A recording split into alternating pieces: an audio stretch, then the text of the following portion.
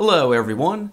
This is the first 3 hours of my 26-hour premium WordPress course.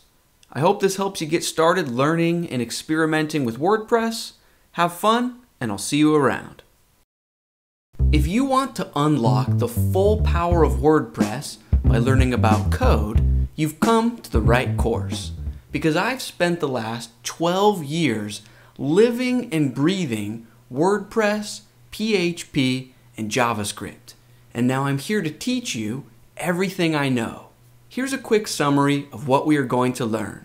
We are going to create a completely custom interactive site for a fictional university. In order to do that, we need to learn how to install WordPress on our personal computer so that we have a private playground of WordPress to practice with, the very basics of the PHP language, which is what powers WordPress, how to code a brand new theme, how to create custom post types. So beyond just blog posts and pages, we will set up post types like professors and campuses and events and programs or majors. How to create relationships between different pieces of content. So for example, we can associate a professor with the matching programs or majors that they teach. How to create an interactive map powered by our campus posts. How to create a JavaScript-powered live search feature. We will allow open registration so anyone can visit our site and sign up for a basic account. We will leverage the WordPress REST API to create a My Notes feature, as well as another feature that lets users like or heart a professor in real time on the fly, and much, much more. Now, I would love to have you come along on this journey with me, and if you're ready to launch your career as a WordPress developer, I will see you on the inside. Hello everyone, and welcome to the course. In this video, I want to give you a bird's eye view so you know what to expect. Big picture, the goal of this course is for you to learn how to code completely custom websites with WordPress. We are going to build a site together for a fictional university, and along the way, we will slowly but surely become a WordPress developer. First, I will have you install WordPress on your personal computer so that you have a private playground copy of WordPress that you can practice and experiment with. Next, we will take our first look at the PHP programming language. This is what powers the core of WordPress, but don't worry, you don't need any prior experience with PHP. After that, we will learn how to code and create a brand new theme. After that, we will learn how to create custom post types. There is an entire world of WordPress beyond just posts and pages. For example, let me show you the admin dashboard for our finished product in this course. In my sidebar, we see posts and pages, just like in a normal WordPress installation, but I've also got campuses and events, programs, professors, notes, likes. And each of these post types has its own unique set of fields, instead of just a generic title and body field. So for example, if I click on professors, and then if I click to edit my professor named Dr. Barks-a-lot, yes, we do have the generic title and body field, but we also have page banner subtitle and page banner background image, which if we view this post on the front end, those fields control this background image that is unique to just this professor page. Here we see the page banner subtitle just for this one professor. And also, if we scroll down a bit, we see this related programs field. So in this left-hand column, you can choose from the different programs or majors that are available at this school, and you move them over here to say which one this particular professor teaches. And then this relationship between professor and program gets reflected on our front end. So on this professor page, if I scroll down, we see subjects taught, biology. This allows us to create relationships between different pieces of content. And this opens up all sorts of possibilities. So for example, if I click on campuses up in the header, we've got this interactive Google map with pins on it, and each pin is a campus post. So for example, we've got our downtown west campus, and if I click on that, it takes me to that detail screen for just this one campus. And if I scroll down, we can see programs available at this campus, math. So long story short, custom post types and custom fields allow us to programmatically relate different content together in really compelling ways. Okay, after that section of the course, we will move on to learn about JavaScript. Our first big JavaScript project in this course is to power our live search results. So for example, I can either press the S key on my keyboard, S for search, or just click this search icon up in the top right.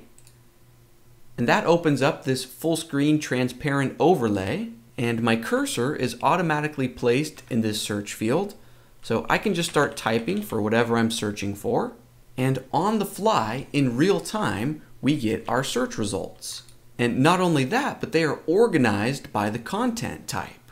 So I searched for biology. Here we have any related blog posts or pages, programs, professors, related campuses, and even any upcoming events that have to do with biology. Now there's really two main aspects to the JavaScript here. Part one is the JavaScript to power the actual user interface, right? Opening and closing the overlay and responding to click events, things like that. And then the other aspect of the JavaScript is actually communicating with the WordPress server on the fly in real time, right? Because when someone searches for something, we need to send that search string to the server. And then on the other hand, we also need to receive this incoming data from the server. And all of this needs to happen in real time. So this is a great exercise to learn all about JavaScript. I think you're going to love this portion of the course. Just a bit of a spoiler, the WordPress REST API is what makes all of this possible and very elegant to set up. Okay, then in the next section of the course, we will learn about user roles and permissions. So if you want to have multiple people help maintain the website, you do not need to give everyone administrator access. So for example, if you wanted to invite a friend or a coworker, and the only thing you wanted them to be able to do is manage the event post type, you could set that up. Or if you wanted someone to be a campus manager, you could restrict them to only be able to change those type of posts. Or you can mix and match different permissions. Maybe someone should be able to post into the blog and manage programs, but that's it. The possibilities are endless, and learning about roles and permissions will really open up new collaboration doors. Moving on, in the next section of the course, we will allow open registration. So for example, if I log out, I'm currently signed in with my admin account, but I can click log out. And then if I visit the website again, you can see that if a stranger visits the website, they can log in or even sign up. So with open registration, any random visitor can sign up for a basic account. And once someone with a basic account signs in, that gives them access to two new features. The first feature is My Notes. And in this portion of the course, we really sink our teeth into the WordPress REST API. We basically create our own mini single-page application. So if a student brings their laptop into a lecture hall, they can take a note, biology note number 5, and take a few notes, right? Lorem ipsum, class was amazing. Click create note. On the fly, it gets added here and saved into the database. They are free to create another note, math note number 1. Did you know that 2 plus 2 equals 4? It's true. Go ahead and click create. Okay, and then from their existing notes, they are free to make edits. They can click this to change the title. Click save. All of this gets saved into the database on the fly, and they can also delete one of their notes in real time. The other feature that basic logged in users get has to do with liking a professor. So maybe if I navigate to the Dr. Barks a Lot professor page, you'll notice this little heart box. Currently it says 1 to indicate that one other person has liked Dr. Barks a lot. And notice the heart is hollow, but if I click on it, the heart fills in to indicate that I personally have liked this professor, and you can see their like count went up by 1. And thanks to JavaScript and the REST API, all of this happens on the fly. So if I immediately decide that actually I don't like this professor, you can just click it again to toggle or remove your like. And all of this data is getting saved into the WordPress database.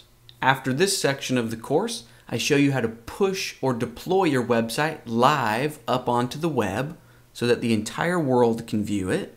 And if you don't have a web hosting account to practice with, that's okay. This course gives you access to a free 3-month educational hosting plan, and it really is free in the truest sense of the word.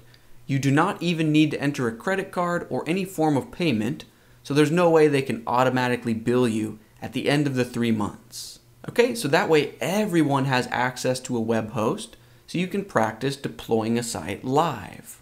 And it's not mandatory, but if you're familiar with the Git version control system, you are really going to love the automatic Git deployment setup that I can show you. And finally, we end the course with a few extra credit challenges. So there's the bird's eye view of the course. I'm really excited to get things rolling. My goal for this course is to give you lots and lots of small victories. Each time we finish a small little feature or section and things work the way we want them to, I want you to relish that small victory. Because each time we write code and accomplish something with it, we are moving closer to our career goals. And that's something to feel good about. So let's get some momentum rolling. Let's get things started, and most importantly, let's become a WordPress developer. Hello everyone. In this lesson, we will answer the question, where do we begin? So whenever I'm helping someone learn WordPress development, I always say that the first step, our first priority, should be setting up a dev environment for ourselves so that we can work locally. Now don't worry, I do not expect you to know what that means. In order to explain what that means, let's ask ourselves 2 new questions. What in the world is a dev environment? And what does working locally mean? Let's start with the dev environment. The best way to explain what it is to begin with its opposite. The opposite of a dev environment is your real website that the entire world can see. So in the past, you might have purchased a domain name, like your own .com or .org, and you might have also purchased a web hosting plan and used WordPress to create a website. In the industry, we refer to that real website that the entire world can see, we refer to that as your live environment or your production environment.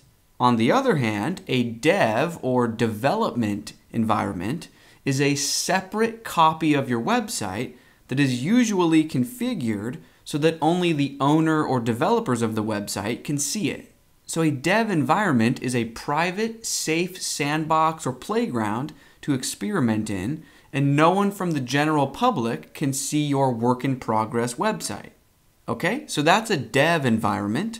Now let's answer our other question, which is, what does working locally mean? So local is the opposite of the cloud. Local refers to your personal physical computer. So for example, right now I want you to picture 2 things. Number 1, your personal computer, and number 2, a server that lives 1,000 miles away from you. Now, the files that make up a website usually live on a server that a web host company maintains. The web host company leaves that server computer on 24 hours a day, 7 days a week, so that people can access your website around the clock. And that means that WordPress and our websites usually live on a server, not on our personal computers. However, it is possible to install WordPress on our personal computers. And that will allow us to create WordPress websites even when we don't have an internet connection. Now granted, these won't be real websites because no one else can view them. It would be like saving a word processing file to the desktop of your computer. You're the only person in the world who can view that word processing file because it lives on your physical computer. Okay, but long story short, that process of working from your computer instead of connecting remotely to a server somewhere, that process is called working locally.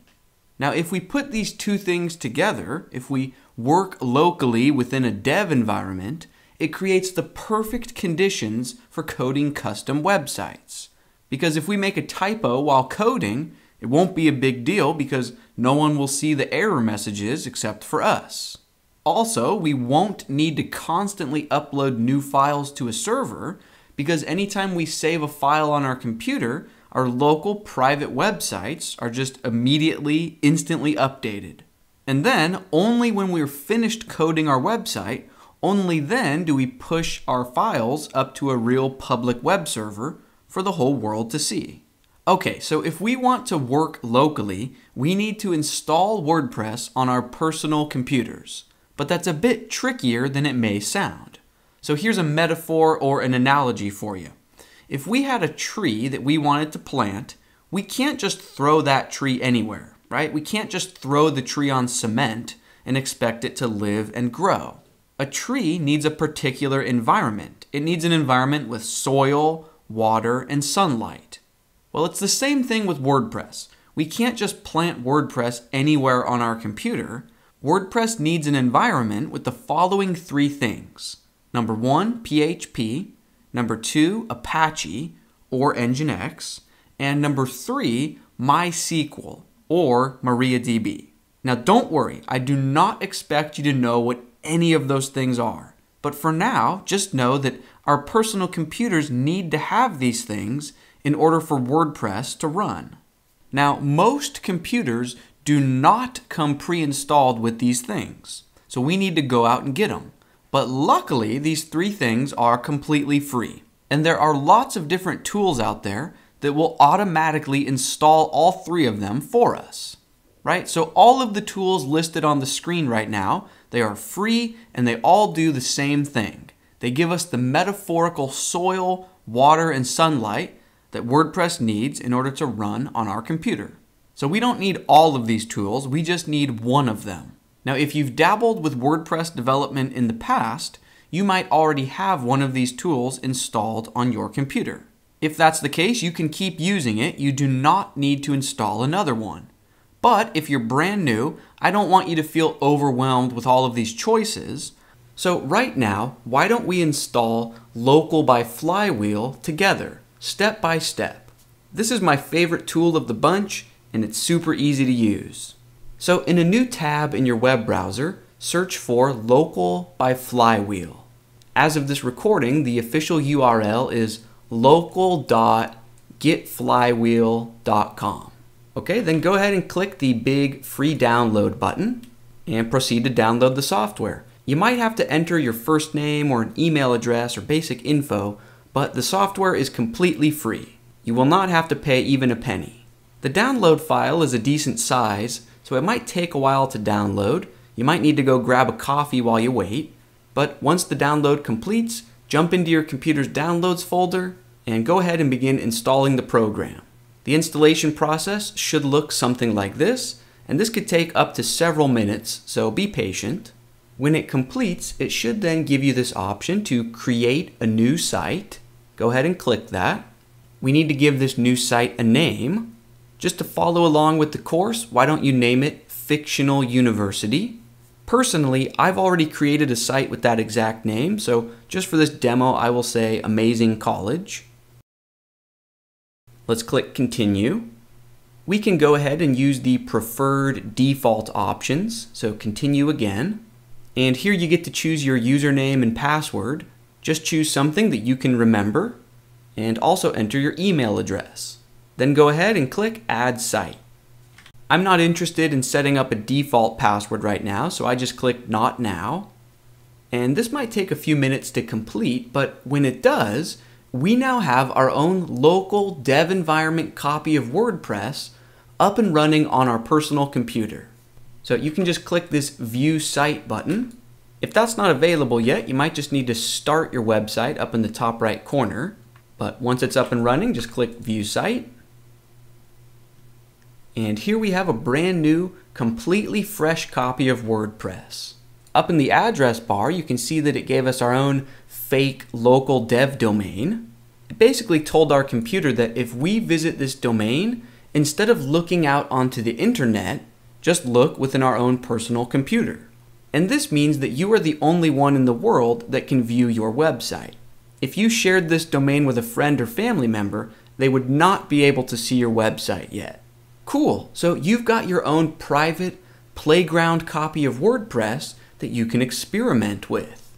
If you want to log in as the admin of the site, up in the address bar at the end of this domain, just add /wp-admin, press enter. Enter the username and password you chose just a moment or two ago. Cool, and here's your typical WordPress admin dashboard. Now let's pretend you've been working and experimenting for a while and you're done for the day. To shut things down, just jump back to the Local by Flywheel application.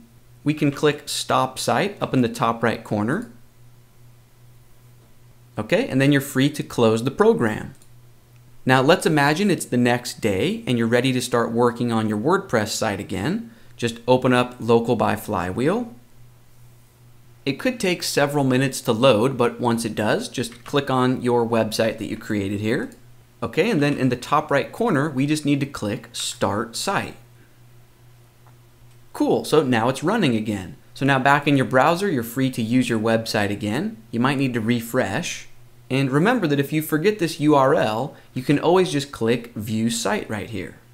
Okay, now there's only one more super important thing that I need to tell you right now before we move on. I want to show you where on your computer your new website files actually live. So right here where you see your website listed, if you right click on that, if you're on a Mac, you can choose Reveal in Finder. If you're on Windows, it will say Show in Folder or something similar. Basically, we're looking for the folder or directory where the website lives. So click on that option, and that will show you the folder for the current website that you're working on. If you're wondering where this lives, it's inside your user account's home directory. If you're on a Mac, within your home folder, you will now see a brand new folder named Local Sites, right? And that contains our projects. If you're on Windows, you will have a new folder named Local Sites within the base of your main user folder. So it would be sitting alongside your Downloads folder. Okay, now before we bring this lesson to a close, I want to show you where the actual WordPress files themselves live. So within Local Sites, within our project folder, dig into App, and then Public, and here we are. We are going to be spending a lot of time in this folder in this course. These are the system files that actually power WordPress. Perhaps the most important folder is named WP-content. If you look inside it, we see another folder named Themes, and inside there is a folder for each theme that you have installed. Now in this course, we are going to be creating our own brand new theme. So very shortly, we will be setting up a new folder here, and that's where we are going to do a lot of our work. Now at this point, give yourself a pat on the back because you've completed the first step towards becoming a WordPress developer. You now have a local dev environment. But remember that not everyone in this course is using this same Local by Flywheel setup. So before we bring this lesson to a close, I just want to stress one thing to you, and that is that even if in future lessons my screen doesn't look exactly like your screen, that's okay. And even if I'm working in a slightly different folder, like personally in my case, my websites live on my desktop, right? In this lowercase local sites folder. That's not important. So just know that throughout the entire course, when you hear me say that I want you to jump to your project folder, or your WordPress folder, or your theme folder, just know that you are in the right spot. For you, I just want you to open up your project within your local sites folder, jump into it, then jump into app, then jump into public. Okay, this is really the only folder that you need to worry about throughout the entire course. I'm usually going to tell you things like, now I want you to jump into WP content. Cool.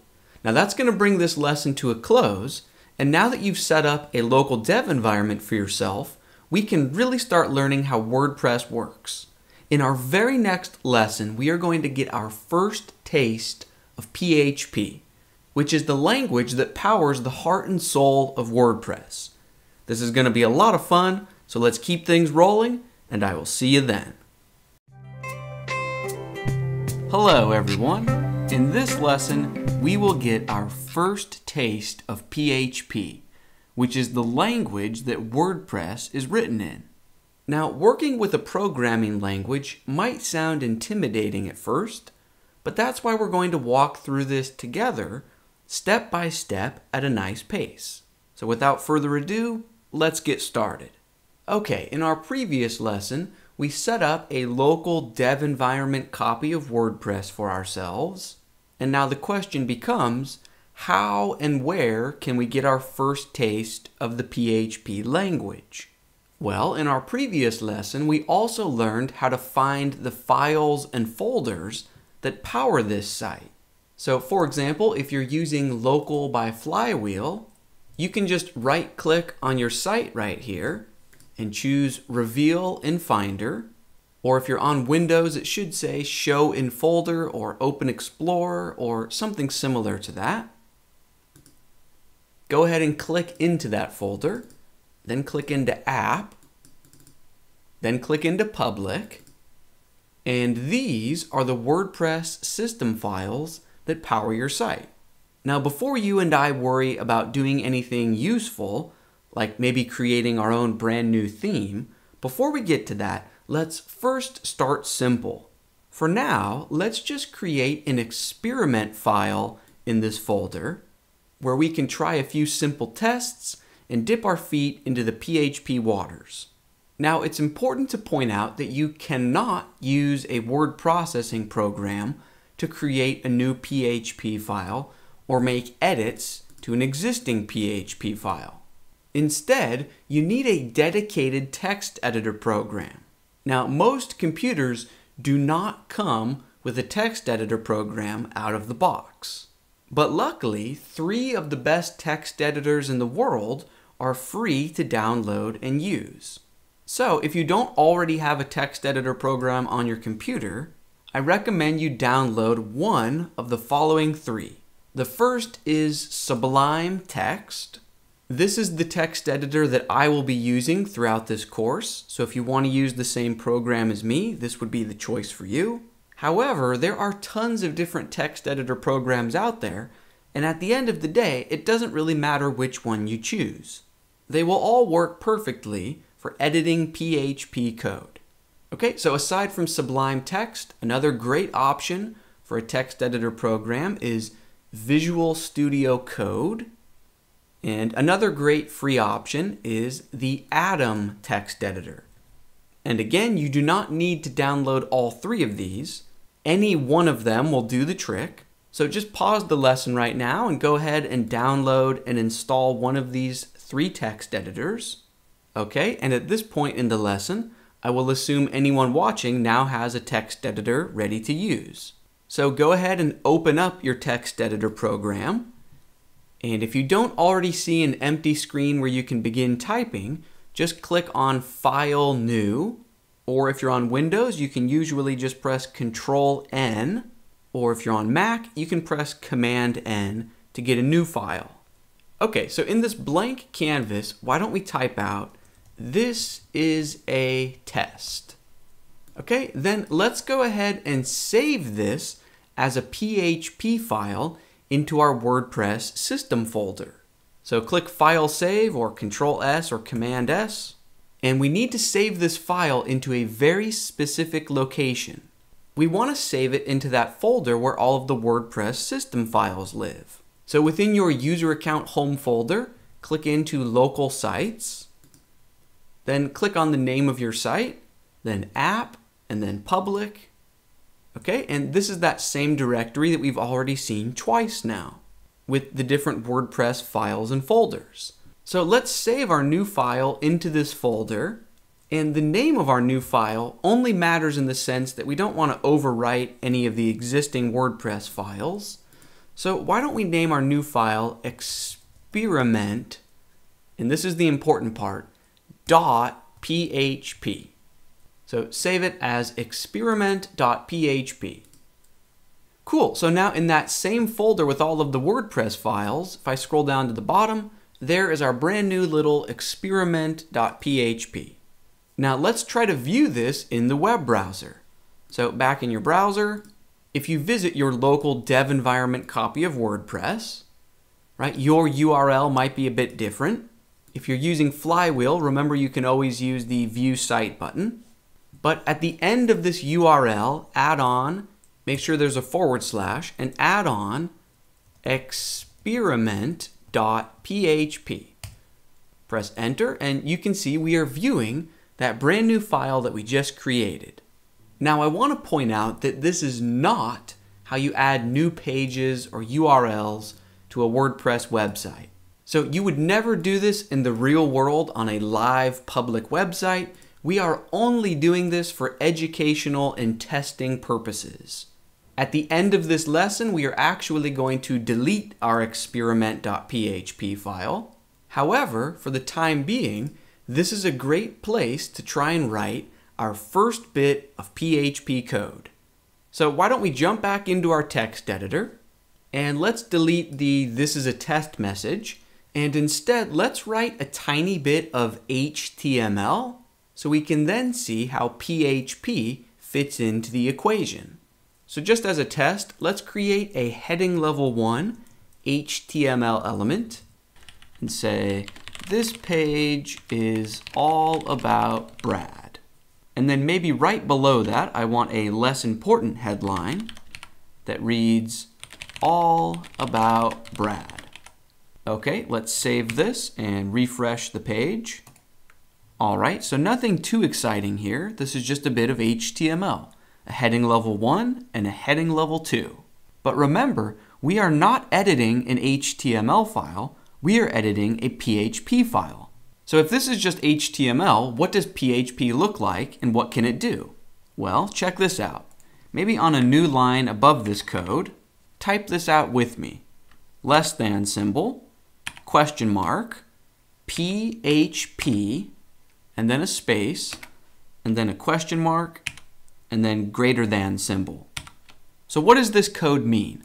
Well, this first chunk that I have highlighted right now, this begins PHP mode, and this chunk ends PHP mode. Okay, so in between those, where my cursor is right now, that means we are in PHP mode. Now, when we are not in PHP mode, like down here, right, because this closes PHP mode, this code down here is just regular old HTML. But up here, while we are in PHP mode, we can write magical, beautiful PHP code. So check this out. Type this out with me. Echo. Echo is how you output things to the page while you're in PHP mode. So echo, and then let's write 2 + 2. Then let's save this and refresh in the browser. And there we see 4. Now you might be underwhelmed. You might be wondering what is so exciting about 2 + 2 = 4. Well, it's exciting because we could never do that in regular old HTML. HTML doesn't have a brain. You just type out exactly what you want and that's exactly what you get. PHP, on the other hand, has a brain. It is a legitimate programming language. We can give it equations, we can tell it to talk to databases, we can have it resize images or send out automatic emails. We can make PHP do just about anything for us. And what's cool is that the general public that's visiting our website, they don't see our PHP code. They only see the final product. So for example, here in the web browser, if we view the source of this page, so view page source, so here we can see the HTML code, but notice we don't see 2 + 2, we just see 4. This is because PHP is a server-side language. And that means that all of our PHP code runs on the server, and then only the result of that code, not the code itself, gets sent to the visitors of our website. So in other words, the server is what's calculating 2 plus 2, not people's web browsers. Let's jump back into our text editor because practice makes perfect. I want to show you that we can jump in and out of PHP mode as many times as we need to. So for example, maybe after this heading level 1, but before this heading level 2, so maybe in between those two lines, I want to drop into PHP mode and maybe echo out the results of 5 times 5. Okay, and then I'll be sure to close out or end PHP mode. Okay, and if I save this and refresh, cool, so in between the two headlines we see 25. So back to the code, you can see that in a PHP file we can seamlessly jump back and forth between PHP, HTML, PHP, HTML. Alright, now before we end this lesson, I want to have you type out one more PHP example. Alright, so on this page you can see that my name is included twice, here and here. Now imagine I legally changed my name in the future. I would have to update my name in both places. Now just updating it in 2 spots isn't too bad, but imagine if the page listed my name 100 times or 300 times. Updating it in all of those places would be very time consuming. So it would be nice, instead of having to hard code my name, if we could just include a placeholder for my name, right? So for example, if instead of Brad right here, it just said blank, and instead of Brad right here, it said blank. And then we could somehow programmatically replace all of the blanks with my name. Well, there's no way to do that with regular old HTML, but we can do it with PHP. So check this out. Up here on this top line, right after 2 plus 2, while we are still in PHP mode, let's add a semicolon. The semicolon tells PHP that we are done with this task and that we want to move on to a new task. So we could begin typing right here where my cursor is, but just to stay organized, I'm going to drop down to a new line. Okay, and right now I'm still in PHP mode, and what I'm going to do right now is create a variable that stores my name. So type this out with me. $, my name equals, quote, Brad. And then just to be safe, why don't we add a semicolon at the very end of the line to tell PHP that we are done with this task. Now let's go over this code that we just wrote. So the $ symbol is how you create a variable in PHP. And then this text that comes right after the $ symbol, this doesn't matter what you type. I just made this up. There's nothing magical about my name. Instead, we could have typed unicorn or pizza. Right? It really doesn't matter what we type here, just as long as it's something we can remember. So this line of code basically creates a sticky note in PHP's memory with my name written on one side, and then on the back of that sticky note it says Brad. Now what's cool is we can reference this throughout the rest of our page. So now, instead of literally typing out blank here, we can just use PHP to reference this my name variable. So let's delete this first blank. So this page is all about, and then we want to output whatever the value of my name is. So place our cursor here, and then we want to enter into PHP mode. Okay, and remember, echo is how we output something onto the page when we are in PHP mode. And then we just type out the variable name. So $, my name. Okay, and then let's be sure to close out of PHP mode. Cool, so on this line we start out with HTML, then we enter into PHP mode to get that variable value, then we close out of PHP, so then we're back into HTML mode so we can close out the headline. Let's go ahead and do the same thing for this line. So let's delete blank, and then instead of typing this out again, let's just copy and paste it. So select this PHP section, copy it, paste it right here. Okay, now if I save this and refresh, we don't see any difference because my name still equals Brad. But now if we change this variable to equal John Doe and save, cool, it gets updated in both locations. Now again, it's not very impressive because it's in only 2 locations, but imagine if your page was way more complex and that name was referenced hundreds of times. You get the idea. And that's actually going to bring this example to a close. Now, I do want to point out that what we just did in this lesson has absolutely nothing to do with WordPress. This experiment.php file that we just created is not in any way connected to the core of WordPress. However, WordPress is written in the PHP language. And at this point in the course, you are now familiar with the basics of PHP, right? You know how to enter PHP mode. You know how to close PHP mode. You know how to create variables using the $sign, and you know how to output content to the page using echo. And with just that little bit of PHP knowledge in your tool belt, you are now ready to start writing WordPress code. Or in other words, you're ready to use PHP to tell WordPress what to do. And this is where things get fun.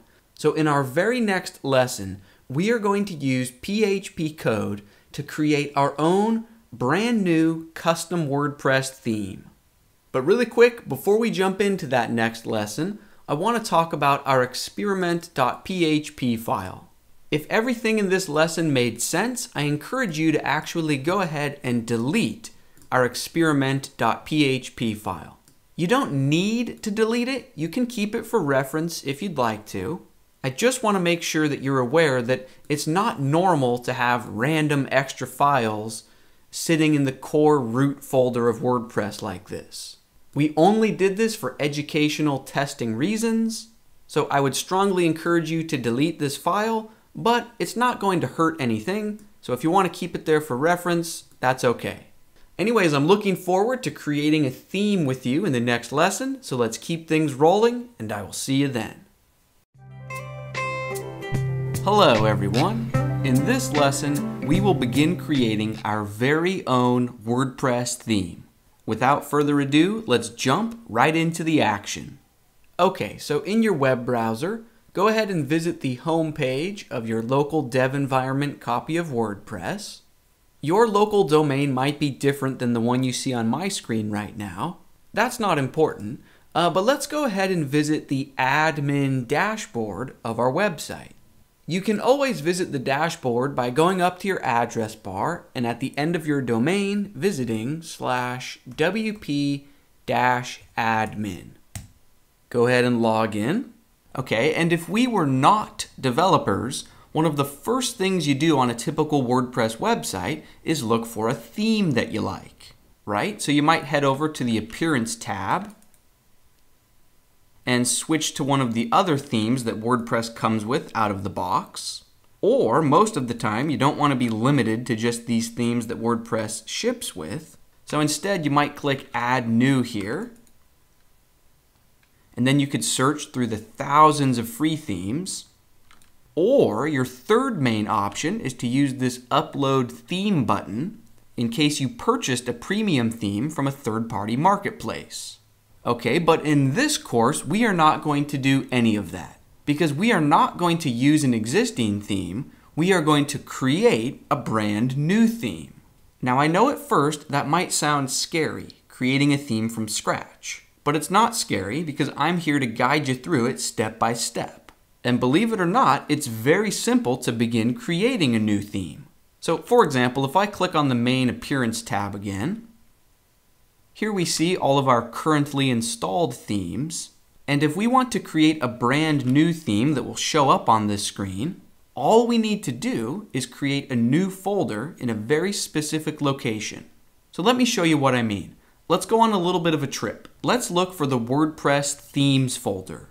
The first step to finding it is just navigating to that WordPress system folder we've already looked at 2 or 3 times.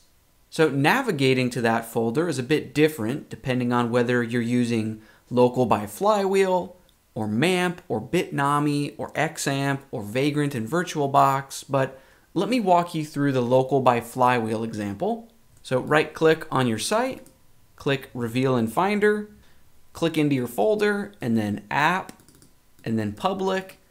Okay, now everyone in the course, regardless of what you're using for your local dev environment software, everyone is going to have these same core WordPress files. Now at the moment, we are looking for the themes folder, which is located in the WP Content folder. So click into WP Content, and here we see a folder named Themes. Let's look inside that folder, and here we see one folder for each of our currently installed themes, right? So this 2017 folder corresponds with the 2017 theme. So if we want to create a new theme, all we need to do is create a brand new folder in this themes directory. So new folder, and we can name it anything we'd like. Why don't we call it Fictional University Theme? Just something along these lines, doesn't have to be exact. Okay, now all we need to do is create 2 new files within this new folder, and then we will have a real theme that will show up on this screen and that we can activate. So let's go ahead right now and create the 2 files that we need. What I like to do is open this entire folder in our text editor. On Mac, I can just drag this folder into my dock onto my text editor program.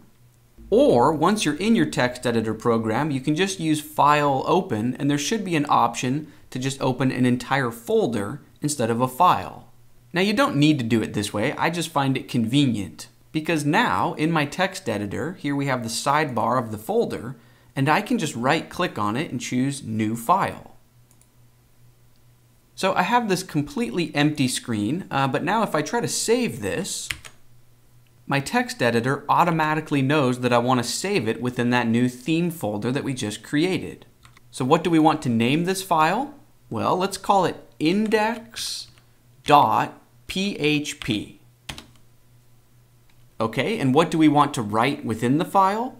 For now, let's just add a bit of placeholder text that reads, "This is our amazing custom theme." Save again. All right, so I said we needed to create 2 files, so we created one of the 2.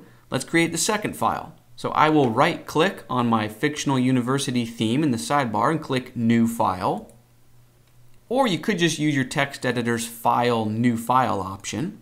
Let's save this. Okay, and what do we want to name this second file? Let's call it style.css. Now, normally, a CSS file only has one responsibility, and that's to tell the web page what it should look like.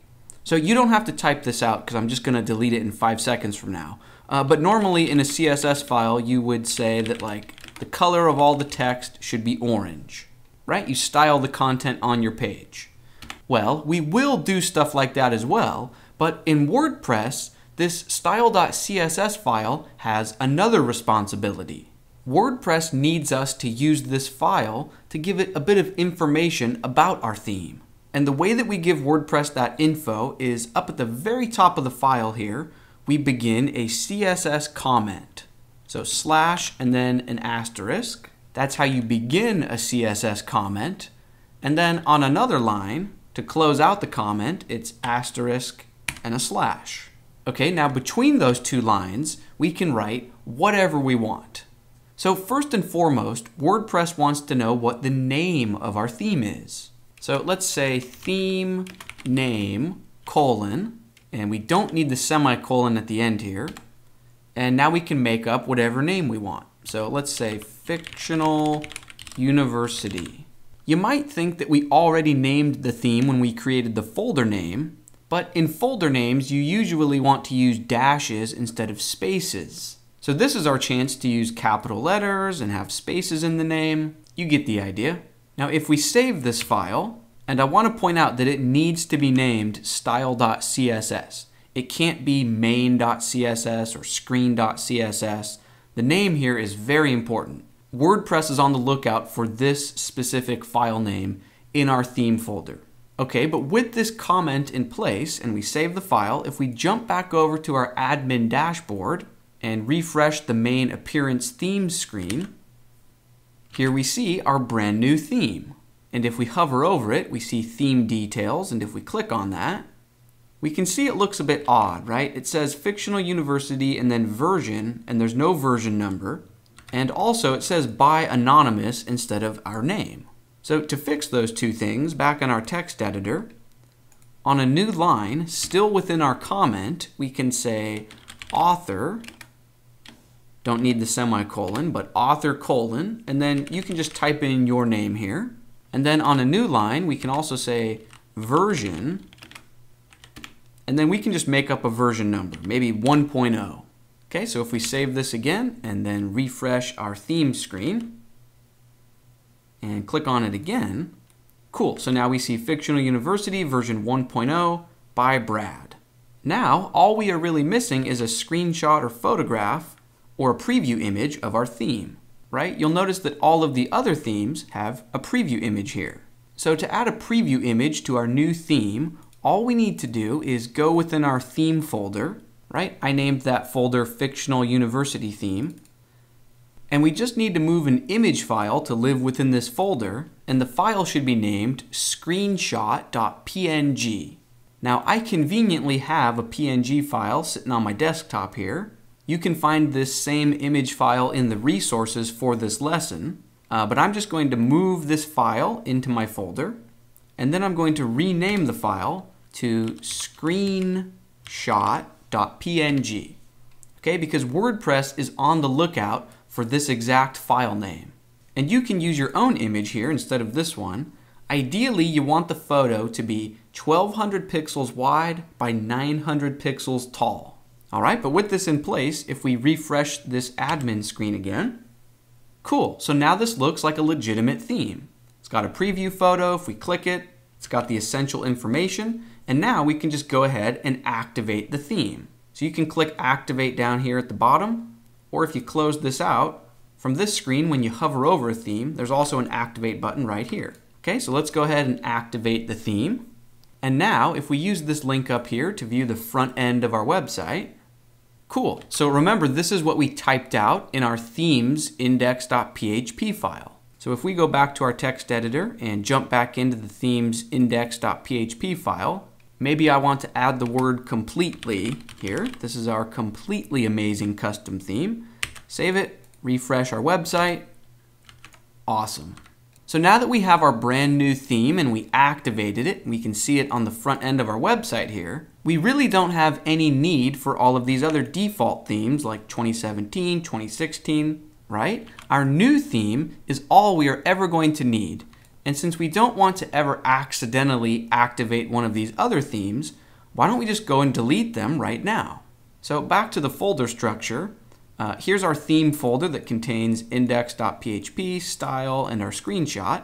If we go up a level, okay, so now I'm looking in the WordPress themes folder, we can go ahead and delete the folders for those other themes, 2015, 16, and 17. So just select them and delete them. Cool, so now if I refresh this admin screen, perfect. We just have one theme and it's the one that we created.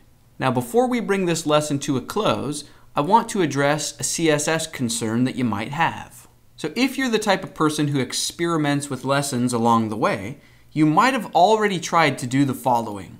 So back in our style.css file, underneath our comment lines, you might have tried to write a bit of normal CSS. So maybe you would target the entire page and say color orange. But you'll notice that if I save that and refresh the website, nothing happens. We would expect this text to become orange, but that's not happening. So don't worry, I don't expect the CSS to be loading yet. I will show you how to correctly load the CSS on the front end of your website very soon. Okay, now having said that, looking forward to our very next lesson, we will learn how to do something actually useful here instead of just this boring placeholder sentence. We are going to look at the heart and soul of WordPress and PHP, which is functions. If you have no idea what a function is, that's okay. That's actually good, because in the next lesson we are going to start with the very basics. It should be a lot of fun. Let's keep it rolling, and I will see you then. Hello everyone. In this lesson, we will answer the question, what is a function? Instead of trying to explain with words what a function is, let me show you visually what a function is. So let's jump into our text editor and open up the index.php file that lives in our theme folder. Let's try to write some new code here together. So delete this sample line of text, and then let's drop in or enter into PHP mode. So remember from our first Taste of PHP lesson, to enter PHP mode, it's less than symbol, question mark, PHP. And then maybe down on this line, let's close out of PHP mode. So question mark, greater than symbol. And then in between those two lines, so where my cursor is now, we are free to write PHP code. So remember from a lesson or two ago, we tried echoing out a math problem, right? We could say echo 2 plus 2. So if I go ahead and save this and then refresh my website, fictionaluniversity.dev, here we see the answer, right? 2 plus 2 equals 4. Okay, so that should jog our memory of working with PHP. Now, let's have our first look at a function. So let's delete this line and let's create our very own first function. We don't even know what a function is yet, but let's create one. So write out the word function and then a space, and then we can make up a name for our function. Why don't we call it my first function? Right? The name doesn't really matter. It's up to us to choose a name. And then right after that, we don't even need a space. Let's just open up a pair of parentheses. And then after the open and close parentheses, let's add a pair of curly brackets. These are the same curly brackets that you use in CSS. So you just hold down the Shift key and then press the key to the right of your P key. Okay, and in between the two curly brackets, I like to drop down to a new line just to stay organized. Okay, and in between the curly brackets, let's write out our echo 2 plus 2 again. Now, if I save this and refresh the browser, we do not see the number 4. We don't see anything. It's just a completely blank page. And that's because this code here that we wrote is a function definition. So really, all we did here with this code is we took the task of adding 2 plus 2 and we gave it a name, my first function. So a function definition like we have here doesn't actually do anything. It's just a description of an action or a task. In order to actually run this function, right, and actually evaluate 2 plus 2, what we can do is below this function definition, so maybe on a new line, like right here, we just type out the name of the function, so my first function, and then include parentheses, and let's include a semicolon at the end of that line. And now if we save and refresh, we do see 4. So this is how you define a function. It's like the recipe for the action that you want to take. And then this is how you actually run or call or use the function. Now what's cool is you can use the function again and again and again. You can recycle that recipe. So we could say it again, my first function. Save it, refresh it, and now we see a second 4. This is a little bit confusing because it looks like 44, but really it's just the number 4 and then there's no spacing and then the number 4 again. So let's try something a little bit clearer. Up in our function, instead of echo 2 plus 2, let's delete that and instead let's say echo out a string of text. So give me double quotes and then let's create an HTML paragraph tag, right? So the opening and closing tag, and in between them, let's say, hello, this is my first function. And let's be sure to add a semicolon at the very end of this line to let PHP know that we are done with this action. Okay, and now if we save this and refresh, cool, we see it twice because we are calling the function twice down here. So you only have to define a function once and then you can use it and reuse it as many times as you want. So if I copied this and pasted it again, so there's 3 of them, obviously we see it 3 times. Okay, so now that we've learned how to create a function and then run or call the function, let's go ahead and delete all of this and try something a little bit more advanced. So first, let's give ourselves a goal. Let's imagine that we want to create these 2 paragraphs. Hi, my name is John and my favorite color is blue. And hi, my name is Jane and my favorite color is green. Now, when I say that we want to create these 2 paragraphs, I don't mean just type them out like we see here. Instead, what I mean is, because these 2 lines are so similar to each other, and the only unique parts are the names and the colors, why don't we try to create a single function that can generate both of these paragraphs? So let me delete these and try this out with me. Up here in our PHP area, let's create a new function. So to do that, we just spell out the word function and then a space, and now we make up a name for the function. Why don't we call it greet? Okay, and then right after that, we don't even need a space. Open up a pair of parentheses. And then after the parentheses, let's open up a pair of curly brackets. And then in between the opening and closing curly brackets, let's drop down to a new line. And then let's echo or output a bit of text. So we want to wrap our text in double quotes. Okay, so in between those quotes, let's just begin an HTML paragraph tag. And then let's close it out. And in between those, we will say, "Hi, my name is blank, and my favorite color is blank." And then at the very end of this line, let's be sure to end it with a semicolon. Okay, and now right below our function definition here, so down here, let's just call or run the function once for John and once for Jane. So greet, parentheses, semicolon, that will run it once, and then let's just run it a second time. So if I save this and refresh in the browser, cool, we see the two paragraphs. So now all we need to do is find a way to pass information about John from this function call into the function itself, right? Because we don't want it to say blank and blank. So check this out. When we call the function for the first time, in between the parentheses, let's say John.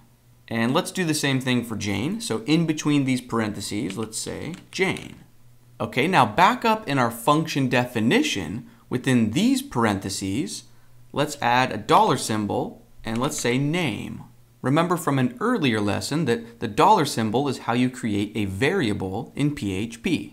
This isn't a special word, I just made it up. We could have said unicorn or pizza. Okay, the name doesn't matter, but for now let's just call it name because that makes sense, right? John and Jane are names.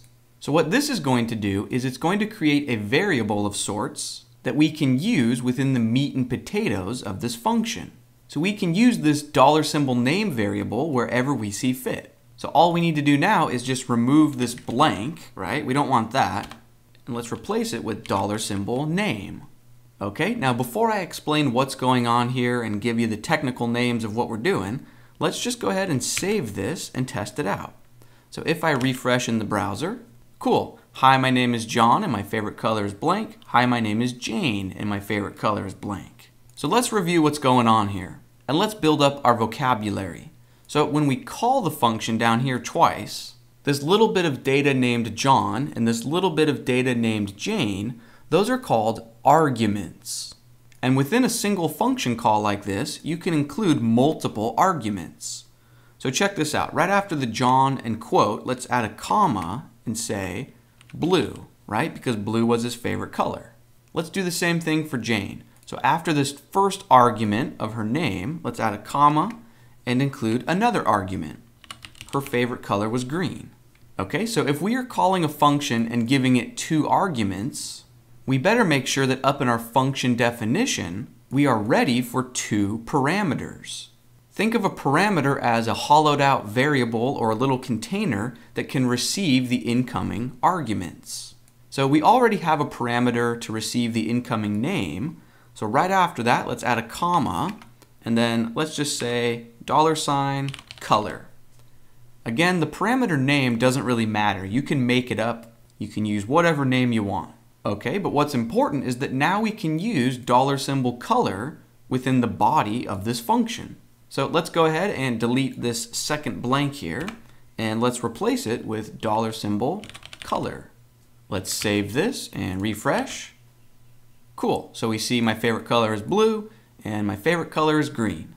Okay, so that's how you can create your own function and use parameters to receive the incoming arguments so that your function can be flexible.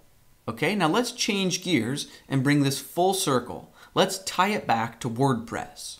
So the beauty of WordPress is that it comes bundled with tons of its own pre-built functions that we can leverage. Right? So WordPress has already created and defined lots of functions, and then we just get to come along and run or call or use those functions. So for example, down here, once we are out of PHP mode, right? So this line closes PHP mode. So down here in regular old HTML mode, let's imagine that we want to create a large HTML headline, and we want the contents of this headline to be our website's overall name or title. Well, WordPress has a function that will give us our website's name. So check this out. In between the H1 tags, let's drop into PHP mode. Okay, and then let's exit PHP mode. Okay, but in the middle of those two, let's run or call a WordPress function named blog info. Okay, so this is a function that has already been created and defined by WordPress. And what this function can do is give us all kinds of information about our website. And within these parentheses, we just provide an argument to tell WordPress what little bit of info in particular we are looking for. So single quotes, and let's say name. We want the name or title of our website. And let's add a semicolon right after that, just to tell PHP that we are done with this task. Okay, and if we save this and refresh, cool, we see the name of our website. Now, in case you're wondering where this is coming from, let's hop over in a new tab into the admin dashboard of our WordPress website. And towards the bottom of this left-hand sidebar, hover over Settings and then choose General. Okay, so see this first field named Site Title? That's the name of our website. So if we change this from Fictional University to Amazing University, and then scroll down and click Save, now if we refresh the front end of our website, we see that name change reflected. Cool. So this function, blog info, we didn't create or define this function. WordPress creates it for us, and then we just get to leverage it. Now the cool part is that we don't need to understand how WordPress goes and talks to the database to dynamically find the name of our website. WordPress abstracts away all of those technical database details, so we don't have to worry about it. All we have to do is run this convenient function. Okay, and that's really the heart and soul of 95% of custom WordPress development. It's just a matter of knowing the WordPress functions that are at our disposal and then running them in the right place at the right time. Let's try one more example before we close out this lesson. So let's imagine that below this headline, we want to include a paragraph that includes our website's slogan or tagline or description. In case you're wondering what I'm talking about, back in the admin dashboard, on this general settings screen, we see that the second field is named tagline. So by default, WordPress sets this to just another WordPress website, but we could change this to the best university in the world. Okay, and then scroll down and save that. Okay, and then back in our code, if we want to dynamically output that tagline in between the paragraph tag, let's just drop into PHP mode and close out. But in the middle, let's call that blog info function again. And then we can give it an argument to tell it which piece of information in particular we want it to return. And we will say description. Let's add a semicolon here, and then let's save this and refresh. Cool, there's our slogan or tagline. And now, if in the future we ever change the tagline from the WordPress admin area, so if I change this to, "We are pretty good," and then save it, our front-end website will automatically always display that value.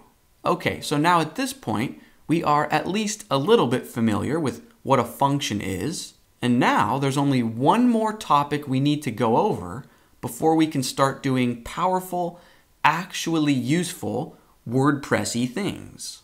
And that topic is arrays. So what in the world is an array? Well, that's exactly what we are going to cover in our next lesson. I'll give you a hint right now though. Understanding arrays is what's going to let us start displaying actual dynamic WordPress content on the front end of our website. Things like posts and pages. It's going to be a lot of fun. Let's keep things rolling, and I will see you in the next lesson.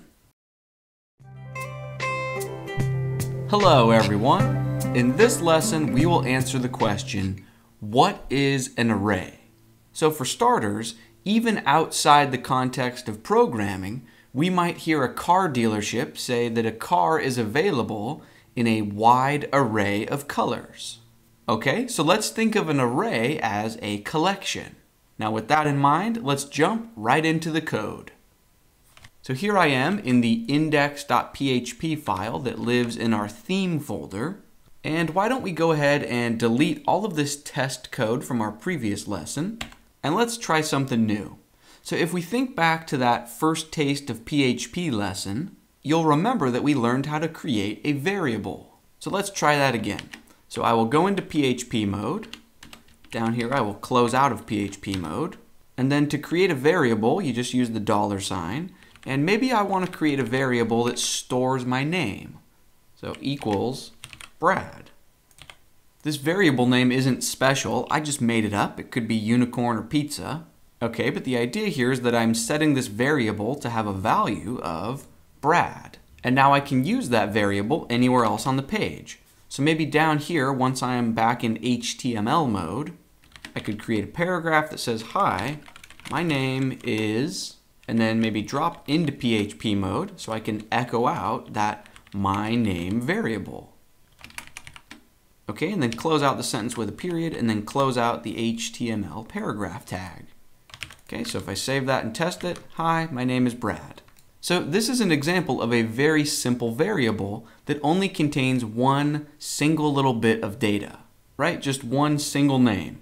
However, what if we wanted to store multiple names within a single variable?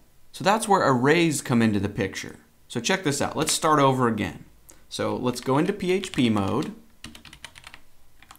And let's imagine that I want to create a variable named names, right? Plural. Now the name of the variable doesn't matter. So this could be pizzas. Doesn't matter. I just chose names to try to indicate that I want to store multiple values, right? Plural. So what does our variable equal? Well, we can say array.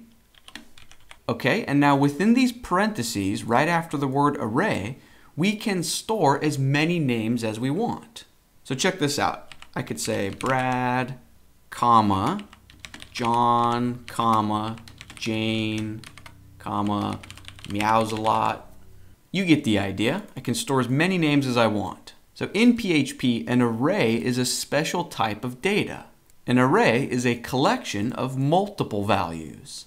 Okay, and let's imagine that down here in HTML mode, I want to access one of these names.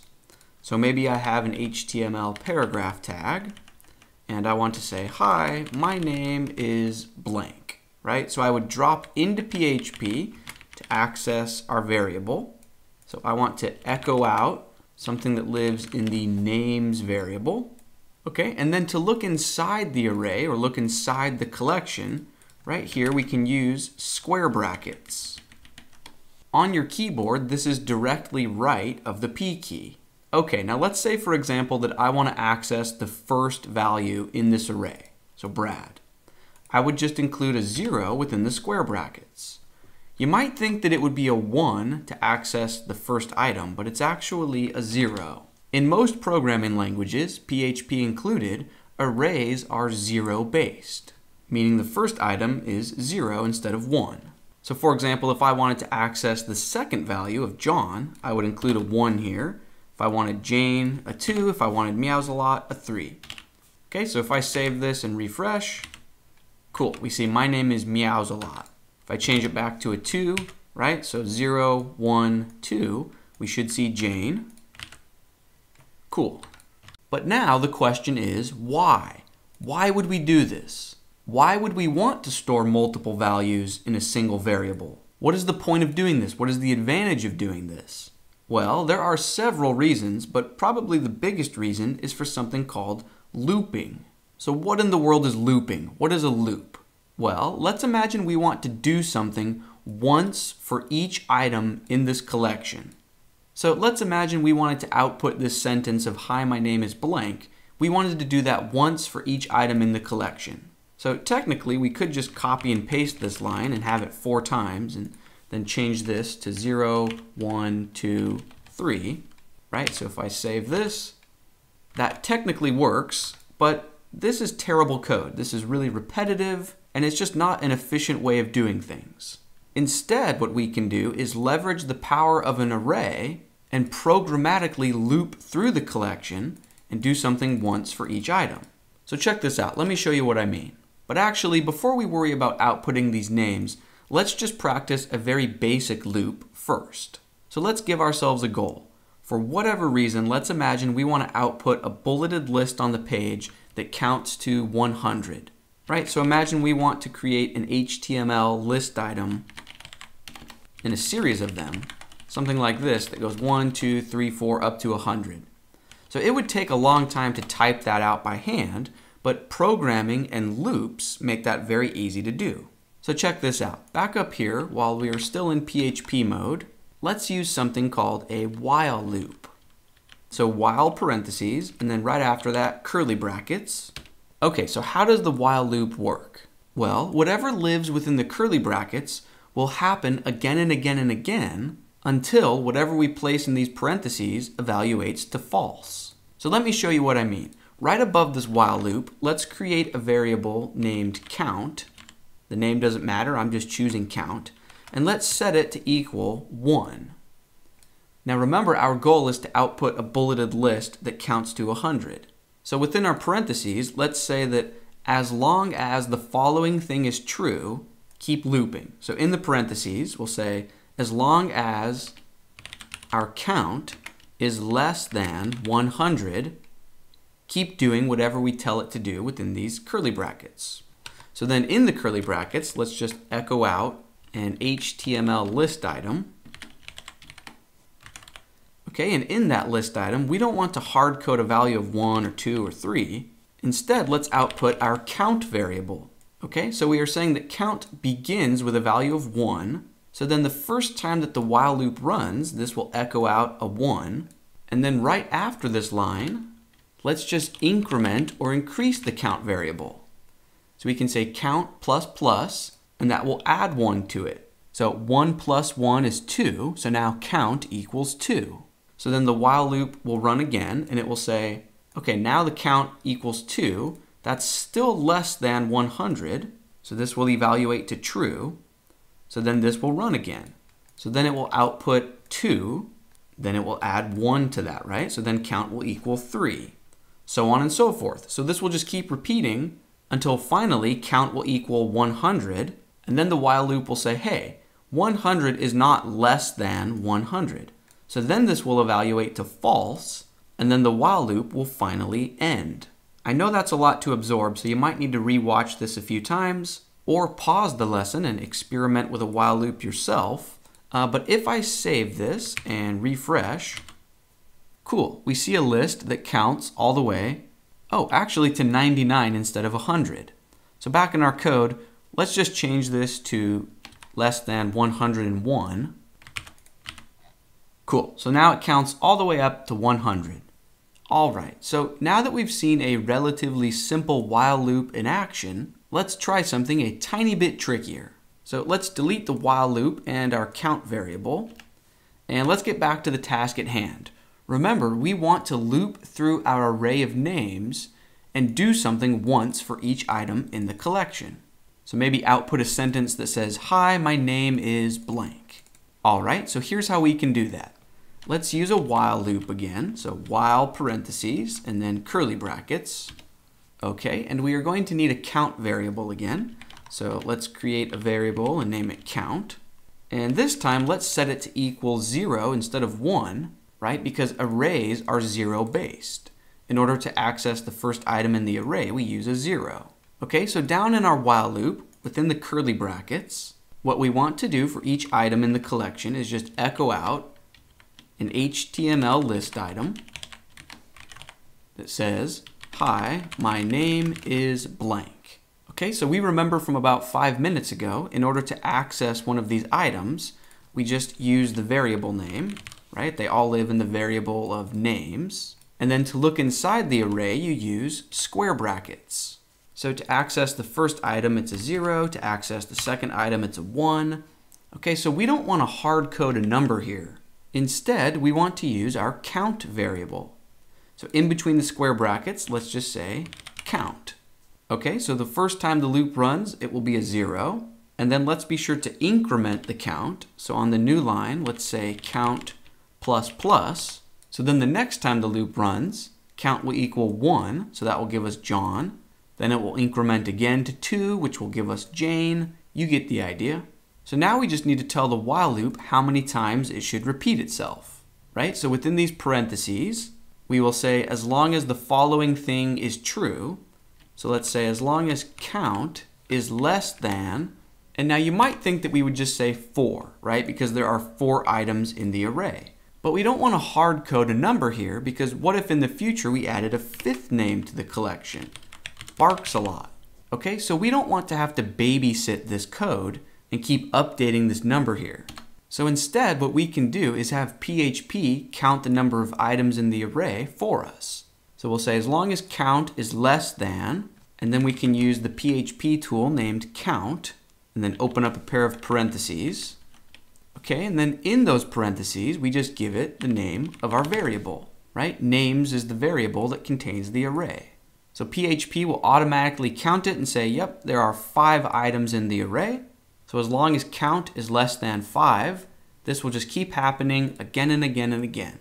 So let's save this and refresh. Awesome. Now, if this is not your first time programming and you've worked with arrays before, you might be yelling at the screen right now saying, Brad, why on earth would you use a while loop here when you could have used a for each loop? Well, that's a great question with an even better answer.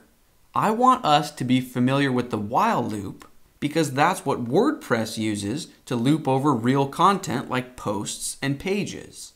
Right? So instead of this hypothetical worthless list of names here, imagine if we had an array or a collection of blog posts, and we wanted to loop through those blog posts and display them on the front end of our website for our visitors. Well, that is exactly what we are going to do in our very next lesson. It's probably going to be the most fun we've had in the course so far. Let's keep it rolling, and I will see you then. Hello everyone. In this lesson we will learn about the famous loop in WordPress. Before we worry about what that means, let's first give ourselves a goal. So let's imagine that on the home page of our website we want to output our most recent blog posts. Now before we dig into any code, let's first make sure that we have more than one blog post to work with. So let's jump over to our admin dashboard. And from the sidebar, let's click on Posts. So at the moment, I just have the one single Hello World demo post. But let's go ahead and create a few dummy posts right now, just so we have multiple posts to work with. So for the title, let's just say Test Post. And then you can just type out a bit of gibberish or paste in some lorem ipsum. Doesn't matter, but go ahead and click Publish. And why don't we create at least one more dummy post? So add new, I will call it second test post, add a bit of dummy content, and go ahead and publish again. Okay, so now if I click on posts from the admin sidebar, you can see that I have 3 posts. So now we can go ahead and learn how to output those blog posts onto our home page here. Let's go ahead and jump over to our text editor program. And in our theme folder's index.php file, let's delete all of this test code from our previous lesson. Okay, so we've got a clean slate. Let's go ahead and jump into PHP mode. And then let's create a while loop. Okay, so the word while, and then a pair of parentheses. And then right after that, a pair of curly brackets. Okay, so this is our empty skeleton of a while loop. And now, remember in our previous lesson, we had to do all sorts of things like create a count variable and manually increment that count, and then come up with our own logic like if count is less than a certain number. Well, this time around, we don't have to do any of that. We are no longer trying to work with hypothetical lists of names. Now we are trying to work with real WordPress content.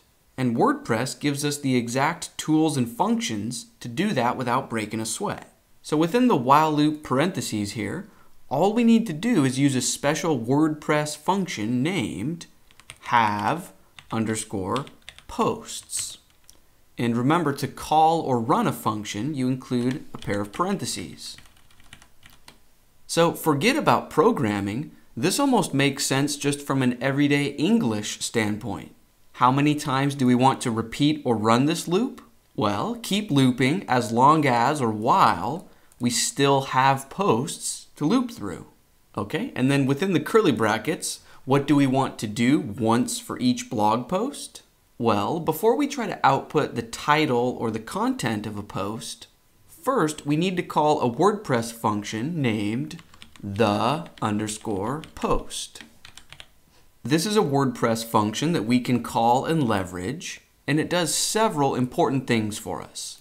Remember in our previous lesson we had that count variable? Well, we don't need to do that now because this the_post function will keep track of which post we are currently working with. So each time our while loop runs, this the_post function will tell WordPress to get all of the relevant information about the next post ready for us to use. So check this out. Right after this the_post and then a semicolon, why don't we drop out of PHP, and then on this line where we are closing the curly bracket, let's drop back into PHP. And what this does is now in between those two lines where my cursor is now, we are still within the while loop, but now we are in HTML mode. So let's go ahead and create a heading level 2 HTML element. And inside the headline, if I say hello and then save this and refresh, we see 3 hellos because we have 3 blog posts. Now obviously it's not very useful to just say hello. Instead, we probably want to output the title of each blog post. Now watch how easy this is. In between the headline, let's drop into PHP. And now we can use a WordPress function that is conveniently named the_title. Okay, so we just call this function. Let's save this and refresh. Cool, we've got the title for each post. Next, let's try to output the body content for each post right below the title.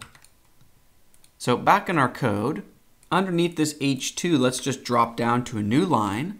And I want to call a PHP function, so let's go back into PHP mode. And you might be able to guess the name of the function that we want to run. Its name is the_content. Semicolon. Okay, and then maybe right below this line, why don't we add an HTML horizontal rule just to create some sort of visual separation between each of the 3 posts. In the real world, we would use CSS to accomplish that, but this is a quick and dirty solution. So let's save this. Looks good. Let's give ourselves another goal. Let's imagine that whenever we click on one of the headlines, we want to be taken to a details screen for just that one single particular post. So if we want to turn the headlines into links, if you've ever worked with HTML before, you know that we just want to wrap this content here in A tags. Okay, so right before the title, let's open up an HTML A tag. And then right after the title gets output, let's close that A tag. Okay, and then in HTML, you give the opening A tag an attribute named href. And this tells the web browser where it should go when someone clicks on the link.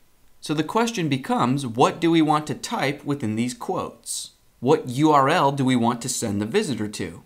Well, you might have guessed it, but WordPress has a function that will output the perfect URL here. So within the quotes, let's drop into PHP, and then let's call a function named the_perm, as in permanent, permalink. Parentheses, because we're calling the function. Okay, let's go ahead and save this and test it out. Cool, so the headlines look like links, and if I click on this first one, I'm taken to a screen with only that one single post. And more importantly, notice the URL up here in the address bar. WordPress automatically knows what data to query from the database based on the URL that we visit, right? So this is the permalink or slug for second blog post. So WordPress knows to fetch or query just that post from its database. Back on the home page, when we are simply at fictionaluniversity.dev, in this case, by default, WordPress will query or fetch your 10 most recent posts when you're on the home page.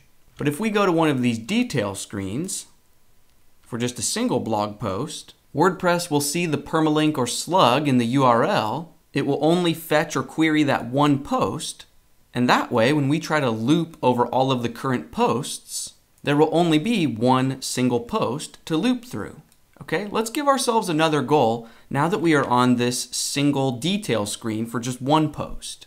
For example, it doesn't make much sense for this headline to still be a link, right? Because we are already on the detail screen for this post. There's no reason to click this again. So the question becomes, how do we let that remain a link while we are on the home page, while removing the link once we get to a single detail page? Well, check this out. Back in our text editor, I want you to create a brand new file in our theme folder. So new file, let's name this new file single.php. And within the new file, let's just type out a bit of random dummy text like hello123. And if we save this and refresh, here we see that dummy text when we are on the URL for a single post.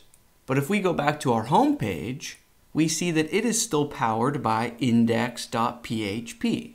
So what this means is that depending on the current URL, WordPress will be on the lookout for different file names in our theme folder.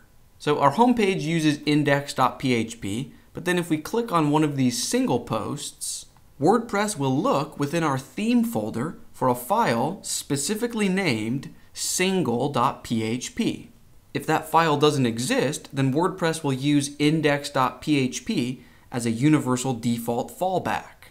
Okay, but having said all of that, let's get back to the task at hand.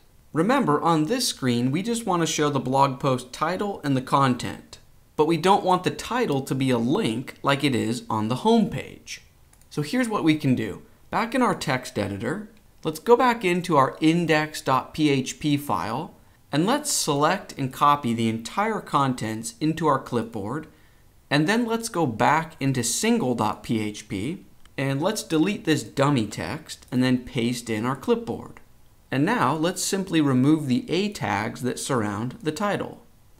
So let's delete the closing tag and let's delete the opening tag here. And now let's go ahead and save and refresh. Cool. So now on the home page, each headline is a link, but then once you click on one of those, since you're already on the detail screen, there's no need for the headline to be a link. Cool. And we can adjust our single.php file further to maybe remove this horizontal rule line because there's no need to separate the content from anything below it. So back in our text editor, let's delete that HR element. Perfect. Okay, now at this point, let's change gears. So far in this lesson, we've been working with posts, but WordPress also has pages. So for example, let's jump back into the WordPress admin dashboard. And in the left-hand sidebar, let's click on Pages. And we could try to work with this sample page, but just to make sure everyone's on the same page, why don't we use the Add New button to create a new page. Let's give it a dummy title like Test Page 123. And then for the content, let's just include a bit of dummy lorem ipsum text. Then go ahead and publish or save the page. Okay, and now you'll notice this permalink here. You can always click this to preview the page. Cool, so that takes me to a screen with only the content for that one page. And if we look in the URL bar, we can see the slug for that page. However, even though this screen only displays information for that one single page, we see that the headline is still a link, which means that this URL and this screen is being powered by index.php instead of single.php. And that's because WordPress only uses the single.php file for individual posts. For individual pages, WordPress looks in our theme folder for a file named page.php. So why don't we go and create that file right now? So back in our theme folder, let's create a new file. Let's name it page.php. And instead of typing out the loop code again, why don't we just go into single.php, copy all of this into our clipboard, and then paste that into the new page.php. And just to prove to ourselves that this is indeed the file being used, maybe right above this heading level 2, why don't we create a heading level 1 that says, "This is a page, not a post." Let's save this, refresh. Cool, so we see this, which proves that we're using page.php. Here's the title and the content. If we go back to just fictionaluniversity.dev homepage, this is powered by index.php. And if we click on one of the blog posts, this screen is powered by single.php. So the important concept for this lesson is that depending on the URL you visit, WordPress is going to use different files in your theme folder to control what you see on the screen here. And even though we have these different files like page, index, and single, they all have one very important thing in common. And that is that they all use the famous loop, which is this general pattern of doing something once for each item in a collection, even if that collection only has one item in it. Okay, but in the WordPress universe, the loop is a famous term. Any WordPress developer will know what you're talking about if you mention the loop. The loop is at the heart and soul of WordPress, and it's something that we will use again and again throughout this course. Now that's actually going to bring this lesson to a close. In our next lesson, we will learn how to create a global or universal header and footer. Should be a lot of fun. Let's keep it rolling, and I will see you then. Hello everyone. In this lesson, we will learn how to set up a global header and footer. If you don't know what I'm referring to, let me show you. So here's the home page that we set up in our previous lesson. And on most websites, you're going to want some sort of header area that appears on every page of the website. Same thing with the footer area. So if you want to add content at the very top and bottom of your pages, your first instinct might be to go into your index.php file in your theme folder and just add something up at the very top. So even before the opening PHP tag, you can include an HTML headline that says, "This is the header area." And for the footer, down at the very bottom, after the closing PHP tag, we could say, HTML paragraph, "This is the footer area." And if I save this and refresh the home page, cool, we have a header and a footer. So that works, but it's not ideal because we want this same identical header on every single page of the site. But we know from last lesson that index.php doesn't power every page on our website. So for example, if we click on one of the blog posts, we lose our header and footer because this screen is powered by single.php. And don't forget about page.php, which powers individual pages instead of posts. So long story short, if we wanted this header and footer on every page, we would have to duplicate or copy and paste this code into multiple different template files. Now duplicating code like that is almost always a bad practice because then if in the future, maybe a week from now, we want to change something in the header, we don't want to have to make that change in 5 or 10 or 20 different template files. Instead, we want our header code to live in just one file, right? We want a single source of truth. So check this out. Right now, I want you to create a new file in your theme folder. So new file, and let's name this new file header.php. And in this new file, let's write out a bit of dummy text. So maybe an HTML headline that says, "Greetings from header.php." All right, let's save this and then jump back into index.php. And let's delete this headline that we set up a couple of minutes ago. And instead, let's write a bit of code that will pull in the contents of header.php. So let's enter into PHP mode and then call a WordPress function named get_header.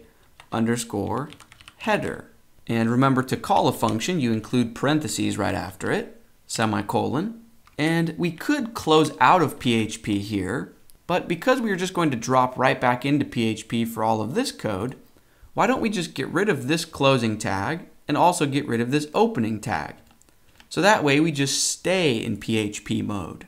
Anyways, back to the task at hand, this getHeader function will pull in the contents of header.php. So if we save this and refresh the home page, cool, we see greetings from header.php. Next, let's do the same thing for our footer. So back in our text editor, let's create a new file in the theme folder. Let's name this new file footer.php. In this file, let's write out a bit of dummy text. So maybe a paragraph that says, greetings from footer.php. Save this, and then back in our homepage index.php file, let's replace this down here with code that will dynamically pull in the contents of the footer file. So we could drop into PHP mode down here, or we could just write this code up here while we are still in PHP. You can probably guess the name of the WordPress function we want to use, get_footer. Okay, with that in place, if we save, cool, greetings from footer.php. And if we click on one of the blog post links, we do not see the header or footer, but all we need to do is go into single.php and call those getHeader and getFooter functions. So back in the text editor, let's jump into our single.php file. And right before the while loop, let's say getHeader. All right, and then right after the curly bracket that closes the while loop, let's say getFooter. Let's save that. And now our single post screen is in business. So that takes care of individual posts. Let's not forget about individual pages. Remember in our WordPress admin dashboard, if we click on pages in the sidebar, in our previous lesson, we created this dummy page, test page 123. And if I use this view link here to preview it, this screen is powered by page.php. So let's go ahead and jump into our text editor and hop into page.php. And let's pull in our global header and footer. So get header, and down here below the curly bracket, get footer. Cool. So now whenever we update header.php or footer.php, we can rest assured that our entire website globally will be updated. Now before we bring this lesson to a close, I have two more tasks for us that are directly related to the header and footer. First, let's learn how to load our CSS file on the front end of our website. And secondly, let's learn how to add the black admin menu bar that's supposed to sit at the top of our website globally. You can see the menu bar I'm referring to if you jump over to the WordPress admin screens, but that bar should also be on the front end of our website while we are signed in. Okay, but let's start with our first task of actually loading our CSS file on the front end of our website. If you've worked with HTML in the past, you probably already know how to load a CSS file, right? You include it towards the top of your HTML file in the head section. So to get started, let's jump into our text editor and open header.php, and let's delete this dummy text and start fresh. Let's begin with the basic skeleton of an HTML document. Right? So you always begin with the doc type, and then right below that you create an HTML sandwich, and then within that you have two sandwiches, the head sandwich and the body sandwich. So within the body section is where you include your actual content, right? So maybe you'd have a headline that says fictional university. All right, but back to the task at hand. The head section is usually where you load your CSS file. Only in WordPress, instead of manually including our CSS file using link, instead of doing that, in WordPress we just call a PHP function named WP_head. And this lets WordPress be in control of our head section. So imagine down the road we install a few WordPress plugins, and maybe those plugins need to load CSS files of their own. So this function lets WordPress have the final say and load whatever it needs to load in our head. All right, now with this line of code in place, all we need to do is programmatically tell WordPress to load our CSS file. And the way that we do that is by creating a brand new file in our theme folder. And let's name this new file functions.php. Now, this new functions file is a bit different from all of the other files we've been creating so far. All of our other files are what we might call template files, right? They control the HTML that the general public will see on our website. Well, think of this functions.php file as a bit more private. This is our behind the scenes file. This is where we can have a conversation with the WordPress system itself. All right, but back to the task at hand. We want to tell WordPress to load our CSS file. So within this functions.php file, let's open up PHP and then call a WordPress function named add_action. This is a super useful WordPress function that we will use again and again throughout the course. Within these parentheses, this function wants us to give it 2 arguments. So for example, quotes and then A quotes B. Now obviously we're not going to pass it an argument of A and B. I'm just including these as placeholders, okay? Now let me explain what this function actually does. So WordPress lets us give it instructions and tell it what to do by using this add action function.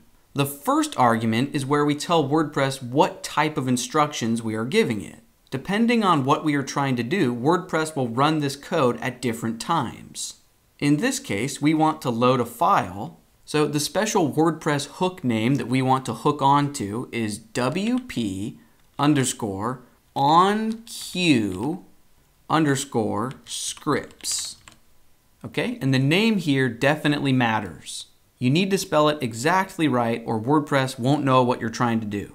All right, so this is our way of saying, hey WordPress, I want to load some CSS or JavaScript files. And then this second argument, instead of B, let's delete that. And what we do here is give WordPress the name of a function that we want to run. And it's important to point out that this is going to be a function that we create and define in about 10 seconds from now. So in this case, we need to make up a name.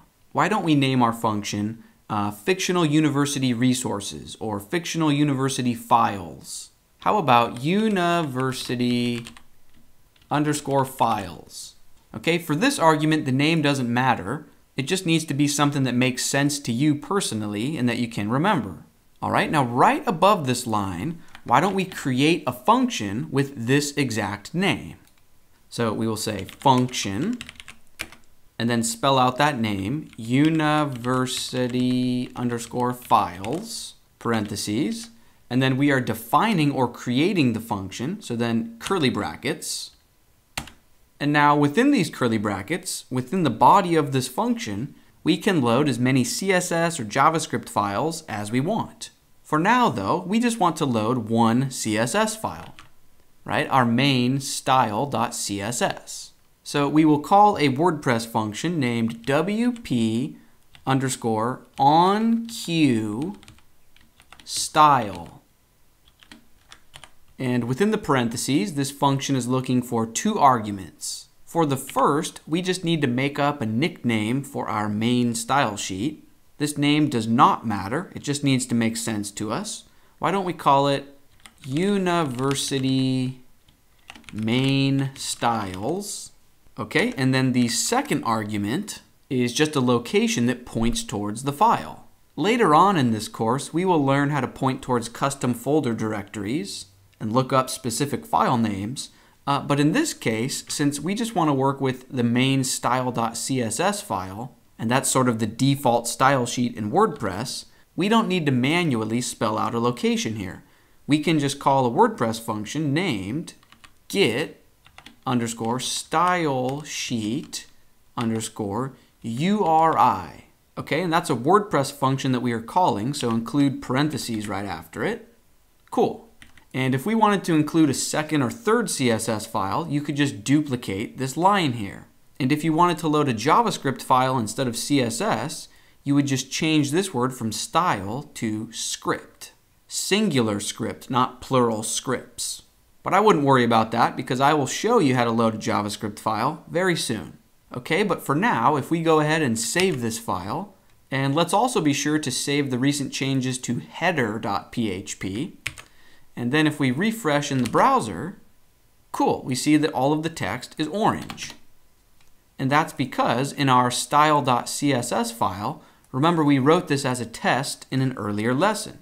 So if I change orange to green, you get the idea. Our CSS file is loading.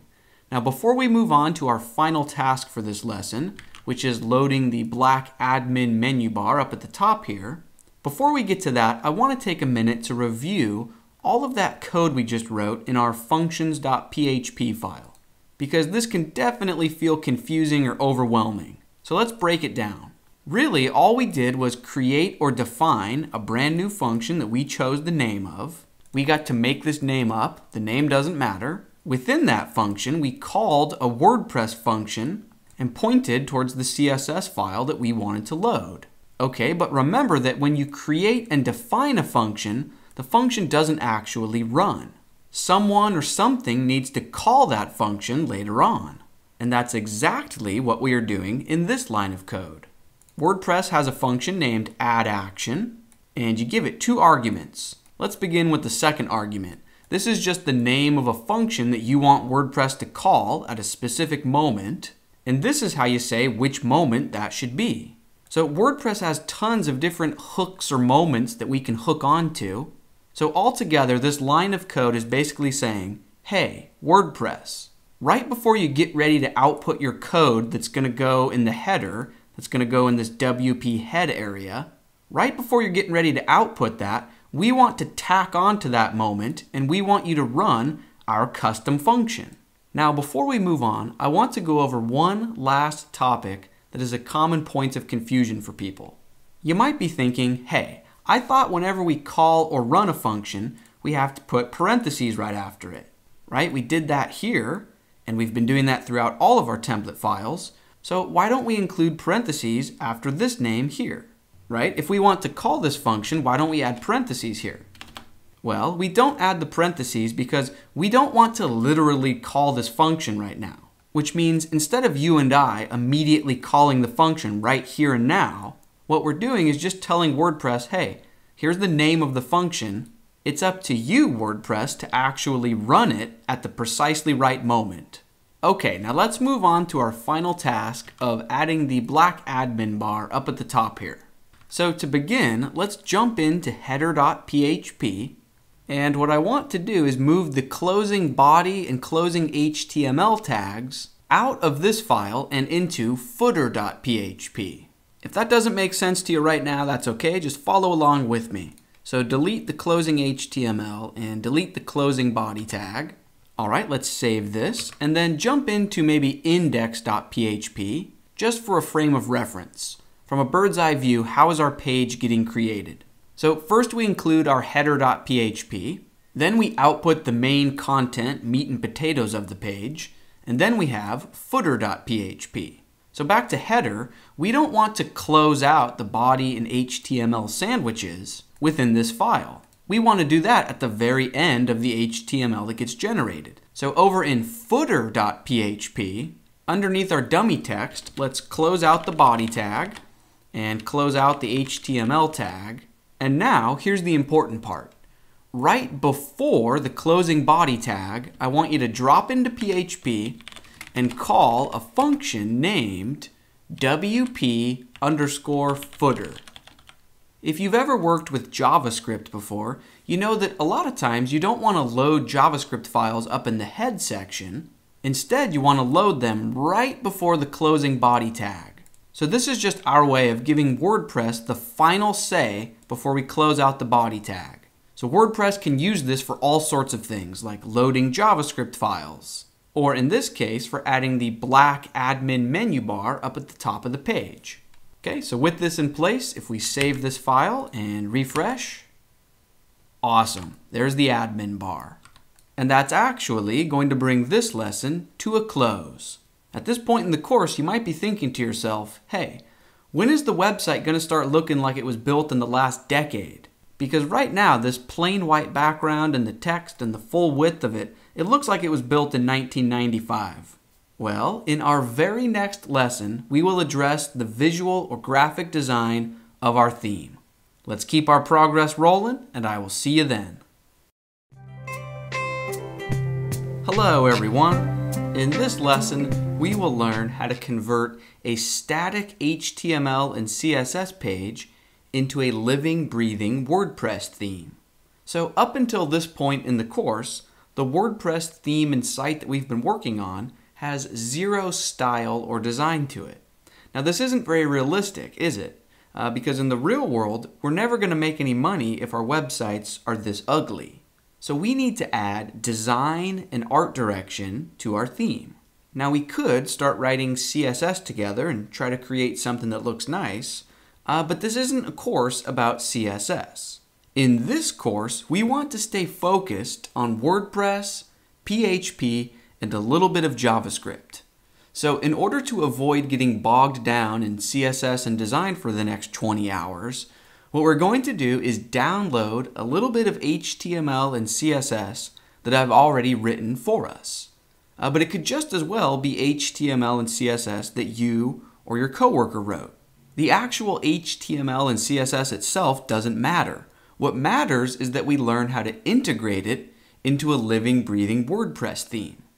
Okay, so right now, let's go and download my starter code. I want you to open a new tab in your web browser and visit this URL. So it's github.com/learnwebcode/university-static.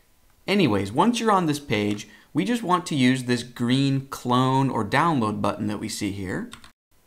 And once you click on that, then we are interested in this download zip button. And once you go ahead and extract that zip file, you will have a folder named University Static Master. Now this time around, it doesn't matter where you place this folder, because the folder isn't going to have anything to do with our WordPress site. We're basically just going to copy and paste stuff from this new folder into our WordPress theme folder. Okay, but first, let's just go ahead and look within this new folder. And the first thing I want you to do is find the index.html file and preview it in your web browser. So in this empty Google tab, I will just drag index.html on top of it. And this page is just static HTML. This file has zero PHP in it and has absolutely nothing to do with WordPress. So none of the links are real, they don't go anywhere, none of the buttons do anything. It's our job now to copy and paste this HTML into our WordPress theme and then sort of hollow it out and program it to pull in real user-generated WordPress content like posts and pages. So we want to start moving over some of this HTML into the WordPress theme that we've been working on that lives at fictionaluniversity.dev. And the question of the moment is, where do we begin? Well, it's just personal preference, but I always like to begin with the header. So in this case, the part that I'm highlighting right now, we've got the logo in the top left and the navigation links and buttons in the top right. So if we want to move or copy and paste this into our theme, why don't we open up that new folder that we downloaded just a moment ago, and let's open this index.html file in our text editor. Alright, so this is the HTML that is creating this page. And if we're interested in this top header part, all we need to do is look right below the opening body tag here, and we see a header element. So let's just place our cursor at the very beginning of that header tag, and then scroll down a bit, and you'll see that that header element closes right here. So I'm just going to hold down the Shift key on my keyboard and click at the end of it here. Cool, and now with that code highlighted, let's just copy it into our clipboard. And now we want to paste it into one of the files in our WordPress theme folder. So I know this is getting a little bit confusing. That's why I'm using one text editor with a light color scheme and another text editor with a dark color scheme, right? So this dark screen is the files that we just downloaded a minute ago. And this light screen is the WordPress theme folder that we've been working on for several lessons now. So here's what I want you to do. In your theme folder, jump into our header.php file. And right below the opening body tag, let's delete this h1 element and then go ahead and paste in your clipboard.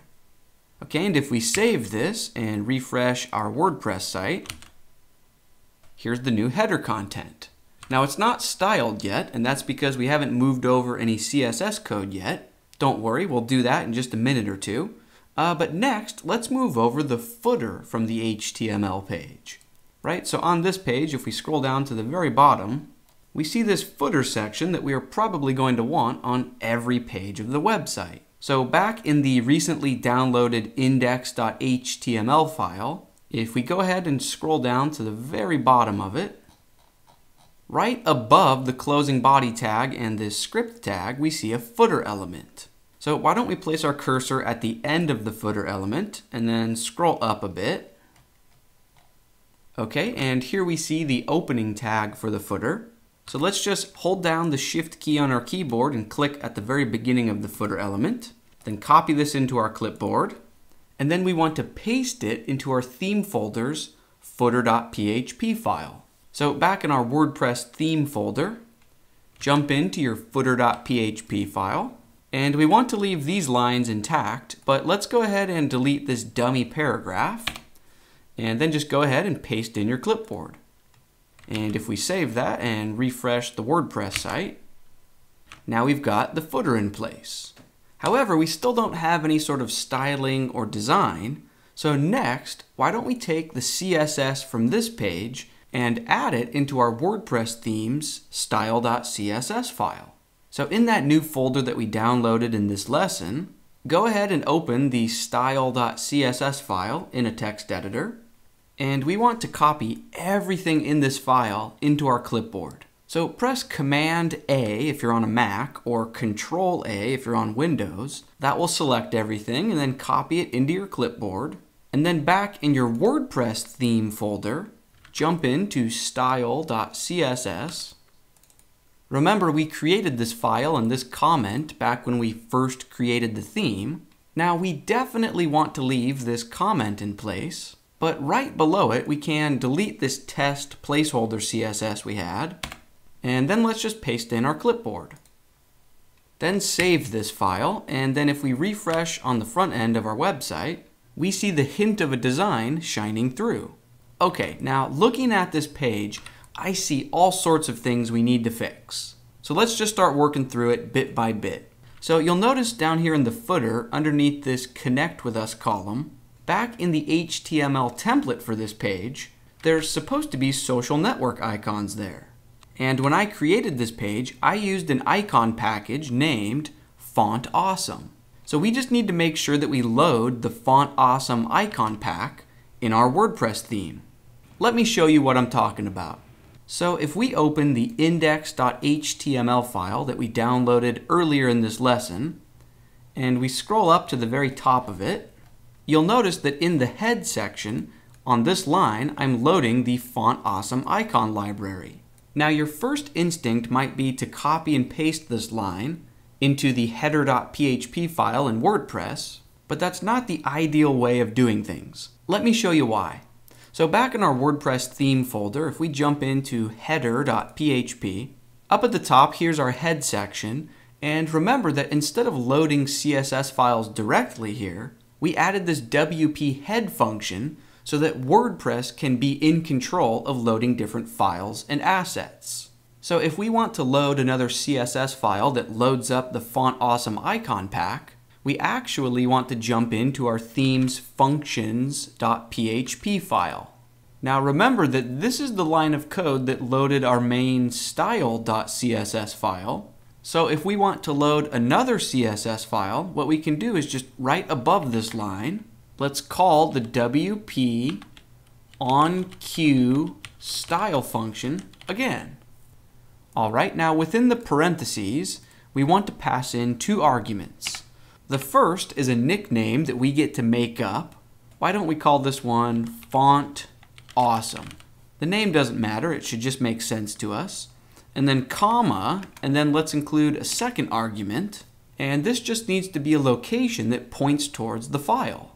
Now if we jump back into our index.html template file, you can see here that I was loading Font Awesome from an external URL. So let's just copy and paste part of this URL into WordPress. So do this with me. Place your cursor in between this colon and the first forward slash, and then I want you to select all the way to the end of the file name. So it ends in .css. Okay, so with that selected, let's copy it into our clipboard. And then back in our WordPress functions.php file, just paste that in between the quotes for this second argument. Cool. So now if we save and refresh, those icons are in place. Now let's move on to the next fix.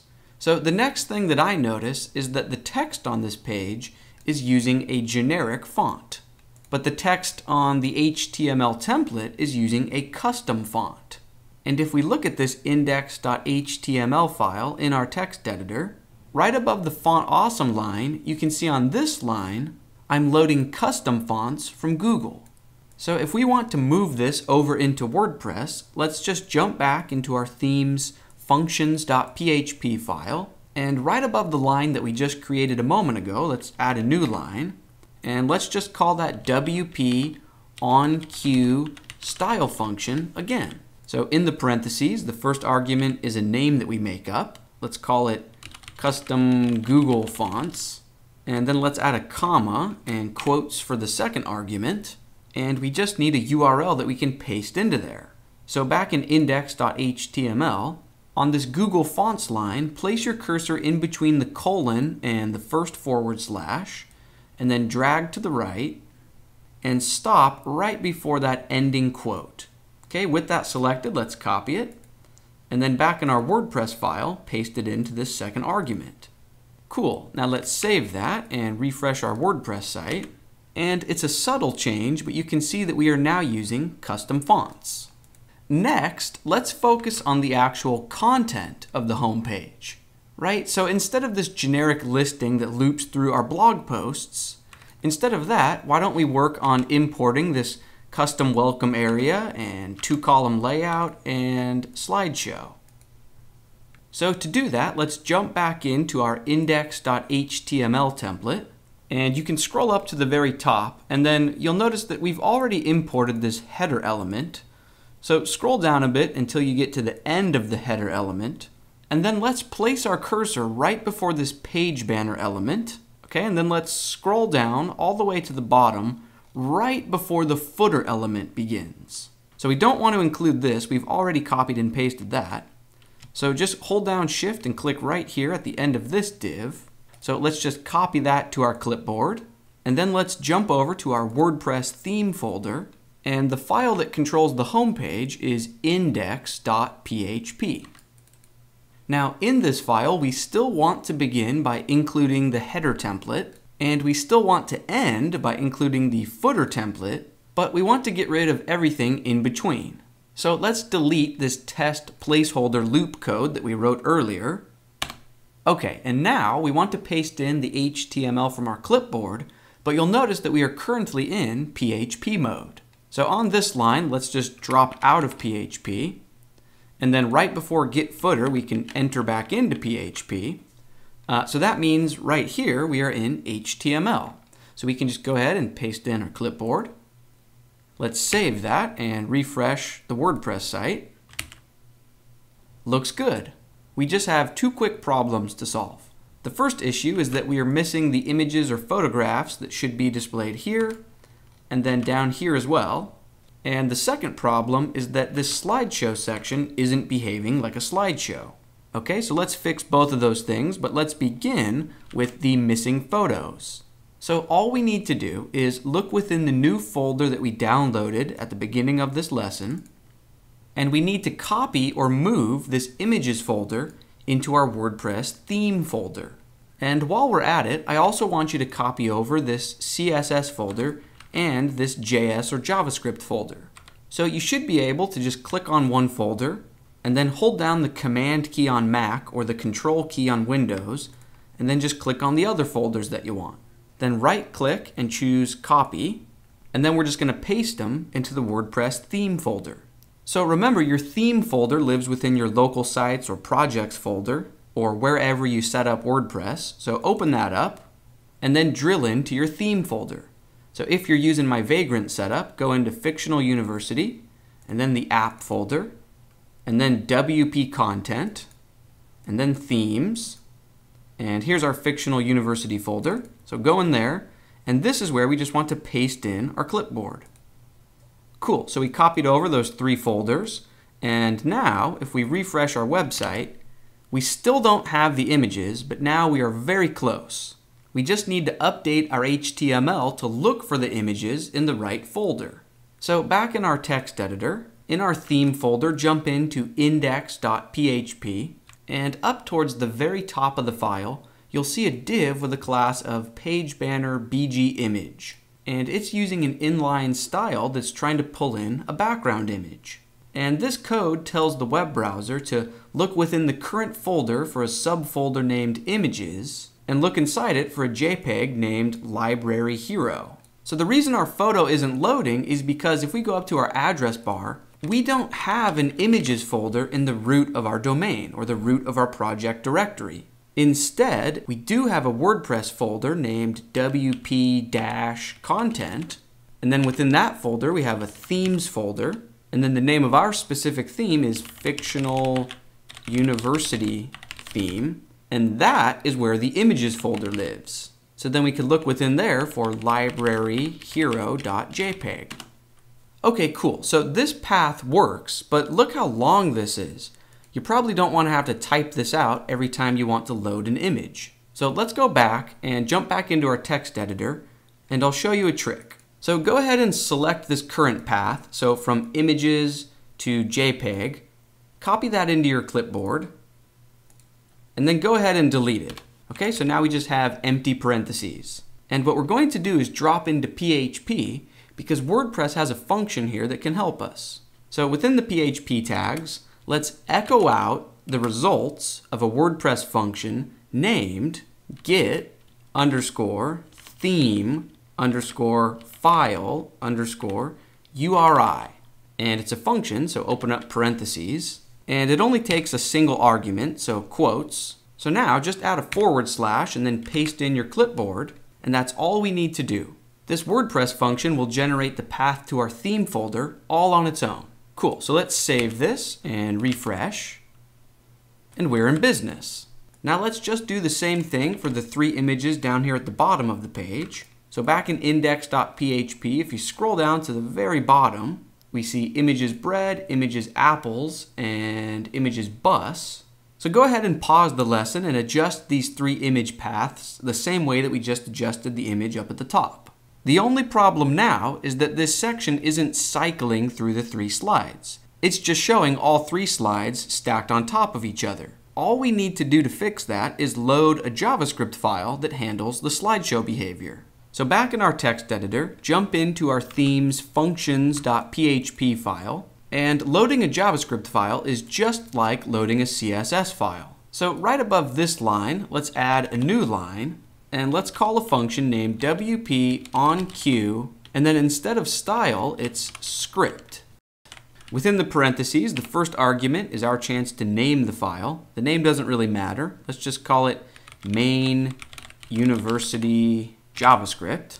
The second argument is where we point towards the file that we want to load. To point towards the JavaScript file, let's use a function named getThemeFileURI, and it's a function, so parentheses. And we want to look inside our theme folder, and then look inside that JS folder that we copied over a few minutes ago. And the file that we're looking for is named scripts-bundled.js. Now, loading a JavaScript file requires a few more arguments than when we load a CSS file. So after the quote and then this parentheses, let's include a comma so we can add another argument. And WordPress wants to know if this script depends on any other scripts, right? Does it have any dependencies? In this case, it doesn't, so we can just say null, it doesn't have any. Then WordPress wants a version number for our file. It doesn't really matter, let's just make up a version number of 1.0. And then the final argument is basically WordPress asking us, do you want to load this file right before the closing body tag? Yes or no? So we say yes or true, and that way it loads at the bottom of the page instead of up in the head section, which is much better for overall performance. So if we save this and refresh, now we have typical slideshow behavior. Perfect. That's going to bring this lesson to a close.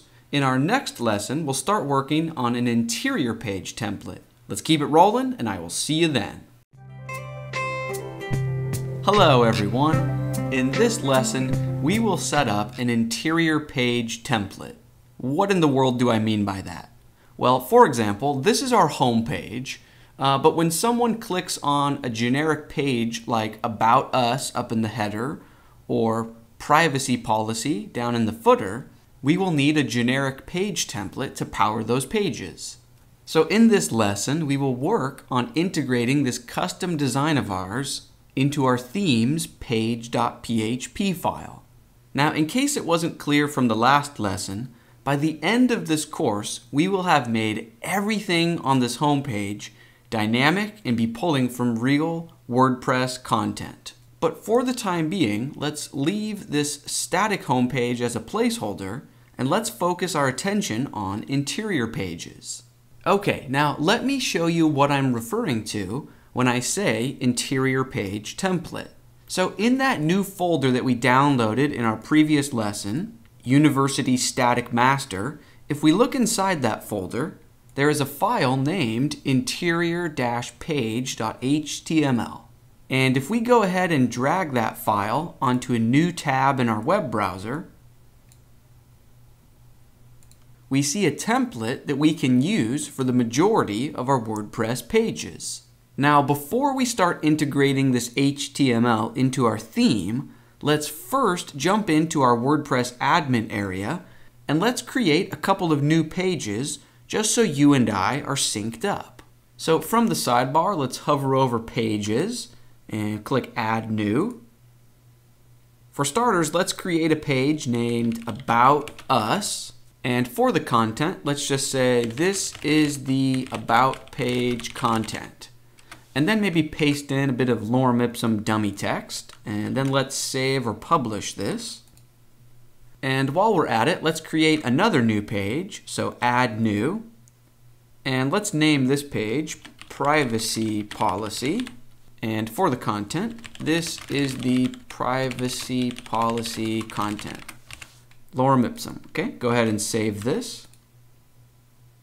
And now we can use this permalink to preview the page. So here we see the title and here we see the content. So it's working, but it doesn't look quite right. This is not a very pretty page template, right? So instead we want to use this as our page template. So to do that, I want you to open up the folder that we downloaded in the last lesson and open up interiorpage.html in a text editor. All right, so towards the top of the file, right after the opening body tag, we see this header element. And we already integrated that in our previous lesson. So let's scroll down below that. And right when that header element ends, we see a new div begin that has a class of page banner. So this is where we want to begin copying and pasting. So let's place our cursor at the very beginning, right before that div opens up. And then let's scroll down. Keep scrolling, keep scrolling. And around line 68 or 70, you'll see a div with a class of page section beige. And that corresponds with this area in the template. We don't need that for now. For now, let's just copy and paste over this top section. So back in the text editor, I'm going to hold down the Shift key on my keyboard and click right here. Cool. Now with that selected, let's copy it into our clipboard. And then we want to paste it into a file that lives in our theme folder. So within your WordPress theme folder that we've been working in, go ahead and open up page.php in your text editor. Okay, so we still want to begin with our header, we still want to end with our footer, and we still want to use the while loop in between, but we don't want to output this test placeholder HTML that says, this is a page, not a post. Okay, so let's delete that line of HTML. And let's also go ahead and delete the H2 HTML headline below it. And we can also delete this PHP the content function. Okay, so at this point, we still have a while loop. We are still calling the post function, which will get all of the appropriate data ready for us from the WordPress database. We're still closing out of PHP here and opening up PHP here, which means right where my cursor is right now, we can add HTML. So just go ahead and paste in your clipboard. And if we save this and refresh in the browser within our WordPress site, back on the privacy policy page, we've got that template in place. And now we can just start hollowing out some of the static content and replace it with WordPress functions that will pull in dynamic content. For example, let's begin with this large page title headline. So up at the very top of page.php, within this page banner section, here we see an H1 headline with a hard-coded value of our history. So let's just delete our history and instead drop into PHP and call the function named the title. Cool, so if we refresh, now we see privacy policy, which makes sense since that's the page we're on. Next, let's work on hollowing out this main content field area. So back in the text editor, if we scroll down just a little bit, here we see a div with a class of generic content. And what we want to do is just delete and hollow out all of the paragraphs inside it. Okay, and instead of those hard-coded paragraphs, we just want to drop into PHP and call the function named the content. And if we save and refresh, perfect. Now we see this is the privacy policy content. Next, let's address this sidebar menu of links that we see here. We are not ready to set this up yet, so for the time being, why don't we just comment it out? Let me show you what I mean. Back in page.php, on this line where we just called the content function, right above that we see a div that has a class of page links. So this is the div that is creating that sidebar menu, and if we want to comment it out, right above it we can just say less than symbol, exclamation, dash dash. So that begins the comment, and then let's end the comment right when the div ends. So it's just dash dash greater than to end the comment. So this way we leave this code in place so we can work with it in just a couple of lessons from now. But on the front end of our website, it's now hidden. Cool. We can circle back to that menu a bit later on, but for now, the next thing I want to address is this subtitle. In a future lesson, we will learn how to set up a custom field so that each page can have its own unique subtitle here. But for now, why don't we replace this hard-coded text with a message to ourselves so we don't forget to implement that feature later on. So back in page.php of our theme folder, up at the very top, within this page banner section, we see a paragraph with that hard-coded content. And let's delete that and replace it by just saying, don't forget to replace me later. Cool. Also, regarding the plain black background of this top area, if we look at that same area within our static template that we are copying from, we see that it's supposed to use a background image of the ocean. So we need to get that image to work within our theme. And if we jump back into our text editor, up at the top of page.php, within this page banner div, we see an inline style that is trying to load an image named ocean.jpg. And the reason this isn't working is because we don't have a folder named images at the root of our domain. In reality, our images folder lives within our theme folder. So let's do this. Let's hollow out these parentheses. So delete this images ocean JPEG. And in these parentheses, let's drop into PHP and then echo out the results of a function named getThemeFileURI. And we are calling a function, so parentheses. And this function will automatically provide the beginning part of the URL that will look in WP content, themes, and then our theme name. So now we can just say, quotes, look in the images folder for ocean.jpg. Cool, so let's save this and refresh. Now in a future lesson, we will set things up so that in the admin edit page screen, you can upload a unique image for each page. But for the time being, I think this placeholder ocean image will do the trick. Okay, moving on, that leaves us only with this little breadcrumb area that we still need to address. We will circle back to this section at the very end of this lesson, but for now, let's not worry about it. What I do want to worry about right now is the title of this page that we should be seeing up here in the title of this browser tab. Now the fact that we are seeing the URL of the page here instead of a legitimate title means that we are missing the title tag that usually lives in the head section of a website. So if that's the case, your first instinct might be to jump into your text editor and hop into our theme folder's header.php. And your instincts might be to go inside this header element and create a title tag and say, my little title. Now, technically that works, so we see the title here, but that's far from ideal because you want the title to be unique or specific for each page or post that you're viewing. So let's delete this title line. And instead, since we are already giving WordPress control over our head section with this WP head function, what we can do is jump into our theme folder's functions.php file and tell WordPress to automatically generate an appropriate title tag for each screen. So the question is, how do we tell WordPress to do something? And the answer is that you add an action. So down here, we've already added one action. And this is the event that we wanted to hook onto when our goal was to load CSS and JavaScript files. But in this case, we have a different goal. So let's drop down to the bottom here and let's add a new action. So we call the add action function. And the name of the WordPress event that we want to hook onto is after setup theme. And then let's pass this function a second argument.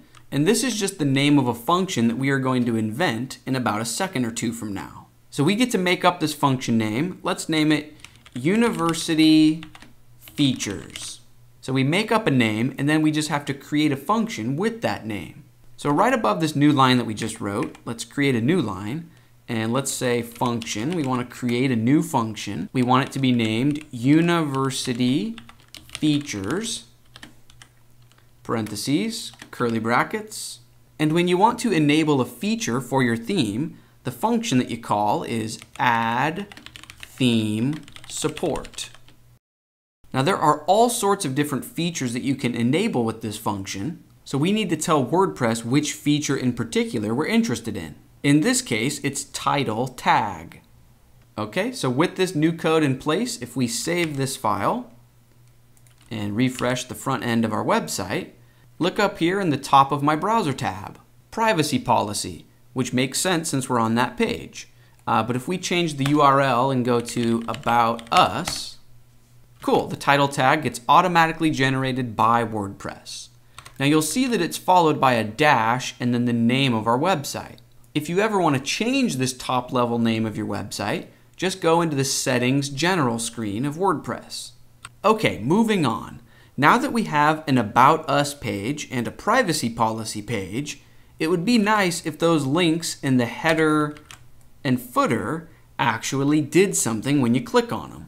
Now in a future lesson, I will show you how to create real dynamic WordPress menus that you can control and manage from the Admin Appearance menu screen.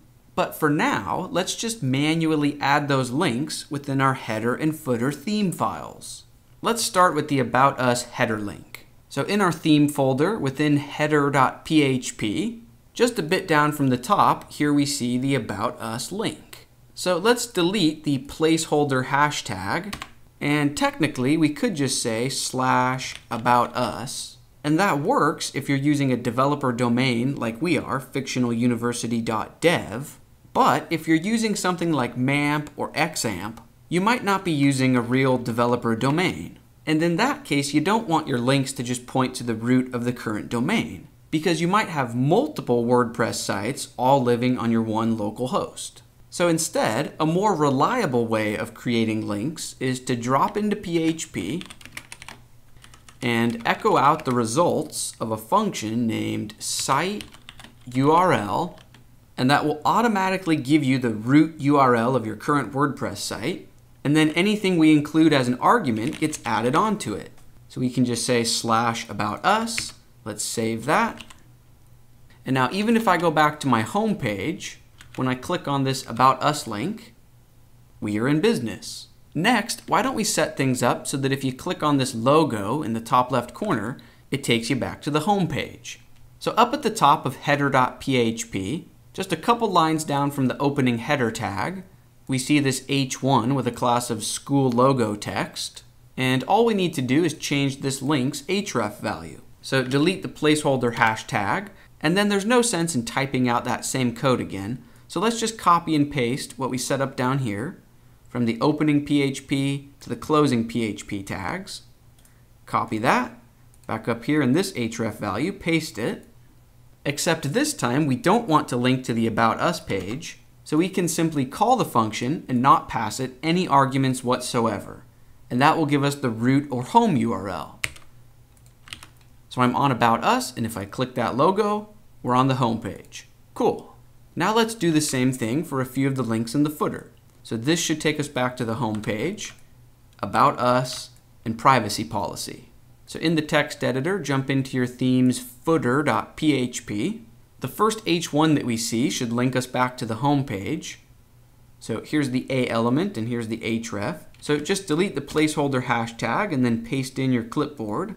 This should point towards the home page, so let's delete this argument. So the parentheses are empty. Okay, and then down here, let's set things up for the About Us link in the footer. So delete that, paste in our clipboard. Perfect. Let's scroll down a little bit. Here's the privacy policy link. So delete that placeholder, paste in the clipboard. Change About Us to privacy policy.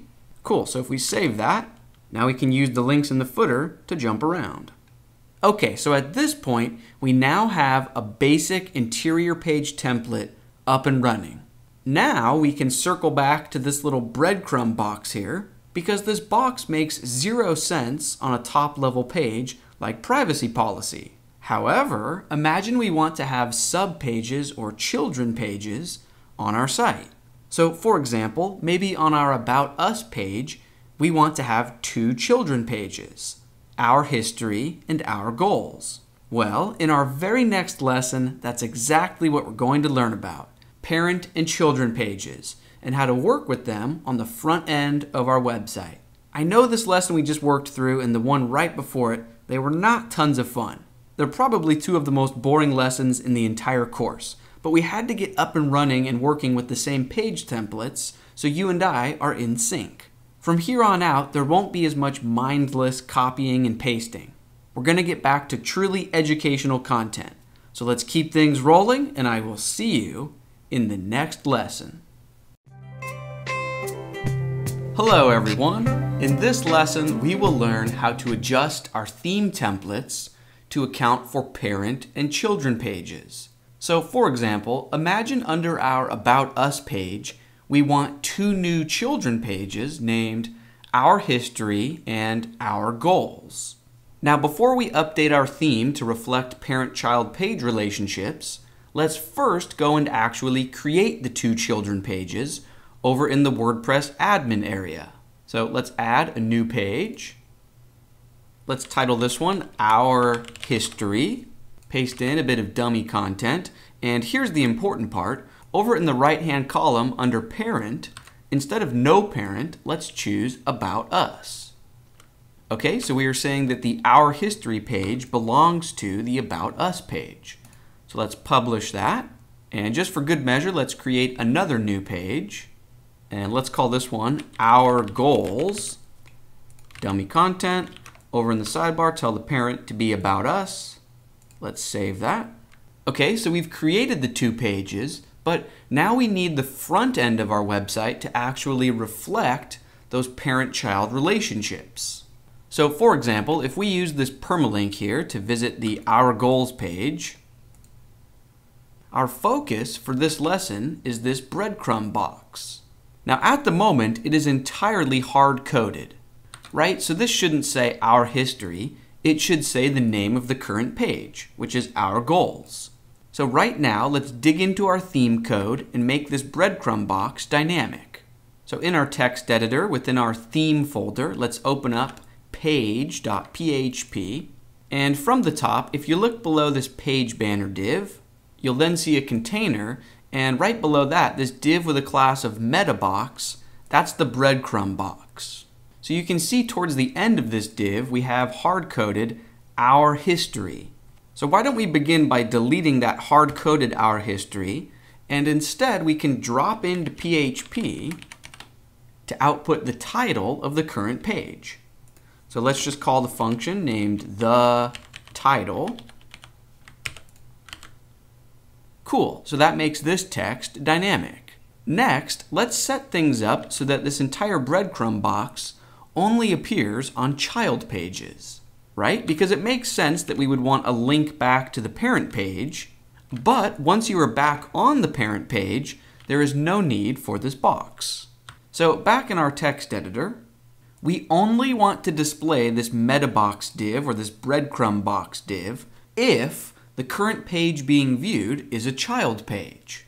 Now, the first step to achieving that is by using something in PHP called an if statement. So do this with me. Right above this div with a class of metabox, right above that, let's add a new line and let's drop into PHP. And within PHP, let's write our first if statement. So we just type out the word if, and then a pair of parentheses, and then a pair of curly brackets. Okay, now whatever we place within the curly brackets will only occur if whatever we place within the parentheses is true. So let's work through an example. In the curly brackets, let's maybe echo out a phrase that says, the sky is blue. Okay, and now within our parentheses on this line, let's say if 2 plus 2 == 4. So this will always be true, right? 2 plus 2 will always equal 4. So because our condition within these parentheses is true, PHP will run whatever we place within the curly brackets. So save and refresh. Here we see the sky is blue. But if we change our condition to 2 plus 2 = 7, that is false, right? So because it's false, the code in the curly brackets will no longer run. So now you can see we are missing the sky is blue. So what we want to do is come up with a condition. Instead of 2 plus 2 = something, we want our condition to be if the current page has a parent page, right? Because if it does, that means it's a child page. Now, in order to find out information about a page like that, we are going to need to review a WordPress topic named Post IDs. So what in the world is a post ID? Well, the easiest way to explain that is to jump into your WordPress admin screen and begin editing any existing post or page. And I want to direct your attention up to the address bar. Whenever you're editing a post or page, towards the end of the URL, you will see a number. And that is the unique numerical ID for that post or page. In my case, my Our Goals page has an ID of 24. And if I go check out the main About Us page, in my case, it has an ID of 16. In your WordPress website, it might have a different ID number, but that's not important. What is important is that each page and post has this unique number. And back in our code, we can use that unique ID number to find out information about a page or post. So right now, I want to show you a few WordPress functions we can use that are related to post IDs. So for the time being, let's delete this if statement. So now we just have this empty PHP section. And I want you to type this out with me. Let's echo out the results of a WordPress function named get the ID. And notice the I and D are capitalized. But if we save that, here we see a 16 on the About Us page. And if we go back to the Our Goals screen, we see a 24. Cool. So this get the ID function will give us the ID of the current page that's being viewed. But that's not exactly what we're interested in. We want to know if the current page has a parent page. So instead, let's do this. Let's delete this line, and instead, let's echo out the results of a WordPress function named WP get post parent ID.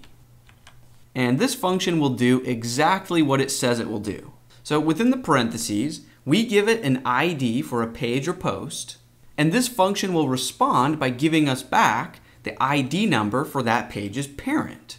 So for example, if we were on the Our Goals page and we wanted to find the ID of this page's parent, Well, this page itself has an ID of 24, but instead of hard coding that number, we want this to be dynamic. So to get the ID of the current page, remember the function get the ID.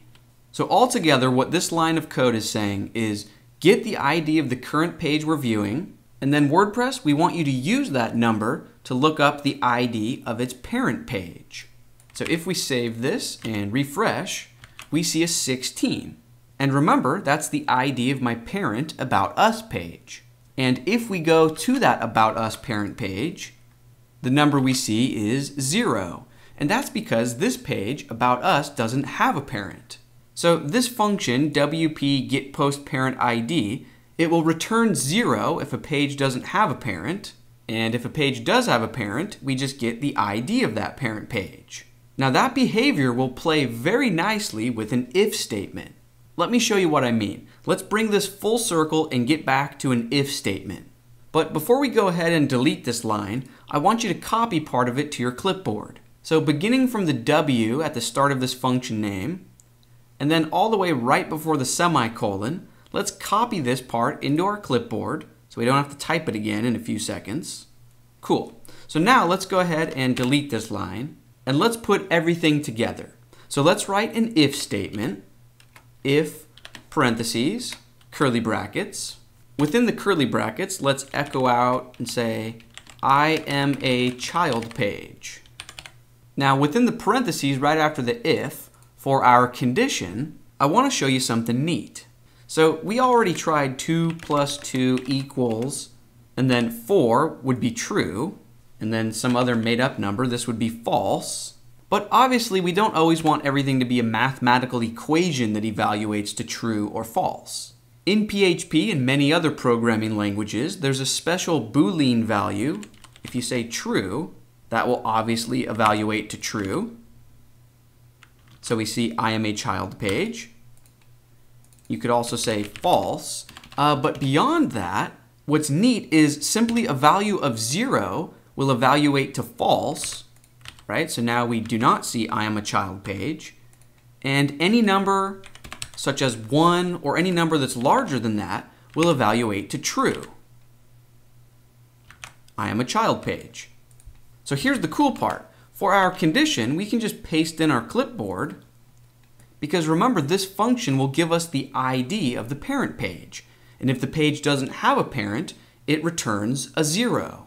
And if it's a 0, that evaluates to false. Cool, so now we finally have a bit of code that will only run if the current page is a child page. So we're on the Our Goal screen and we see I am a child page. If we go to the main About Us parent page, we don't see that message. So now all we need to do is move this div with a class of metabox. This is that little breadcrumb box. Let's just move this HTML to live within the if statement. So let's do this. Let's delete this echo I am a child page, and right above it on this line, right after the curly bracket, let's drop out of PHP. And then on this line, when the curly bracket ends, right before that, let's go back into PHP. So now on this line where my cursor is, we can have regular old HTML. So now let's just cut and paste this metabox breadcrumb box. Let's cut it, and then let's paste it right here. Cool, so let's save that. And I'm on the About Us screen. Now we no longer have that breadcrumb area. But if I go back to the Our Goals page, cool, there it is. The next thing we should work on is adjusting this so that the words About Us are not hard-coded, right? Because what if we were on a child page that didn't belong to About Us? For example, down in our footer, remember we created a privacy policy page. So let's click on that. And what if we had a child page that belonged to privacy policy? Well, in that case, we wouldn't want our template to have this About Us title hard-coded. Instead, we would want this to dynamically pull in the name of the parent page. Now, before we write the PHP code to achieve that, why don't we first go and create an actual privacy policy child page so that things will be easy to test and see if they're working. So back in the admin section, I will use the Add New button. And let's just create a new page and maybe call it Cookie Policy. paste in a bit of dummy content. And the important part is that we want to set the parent to privacy policy. Okay, so let's save this.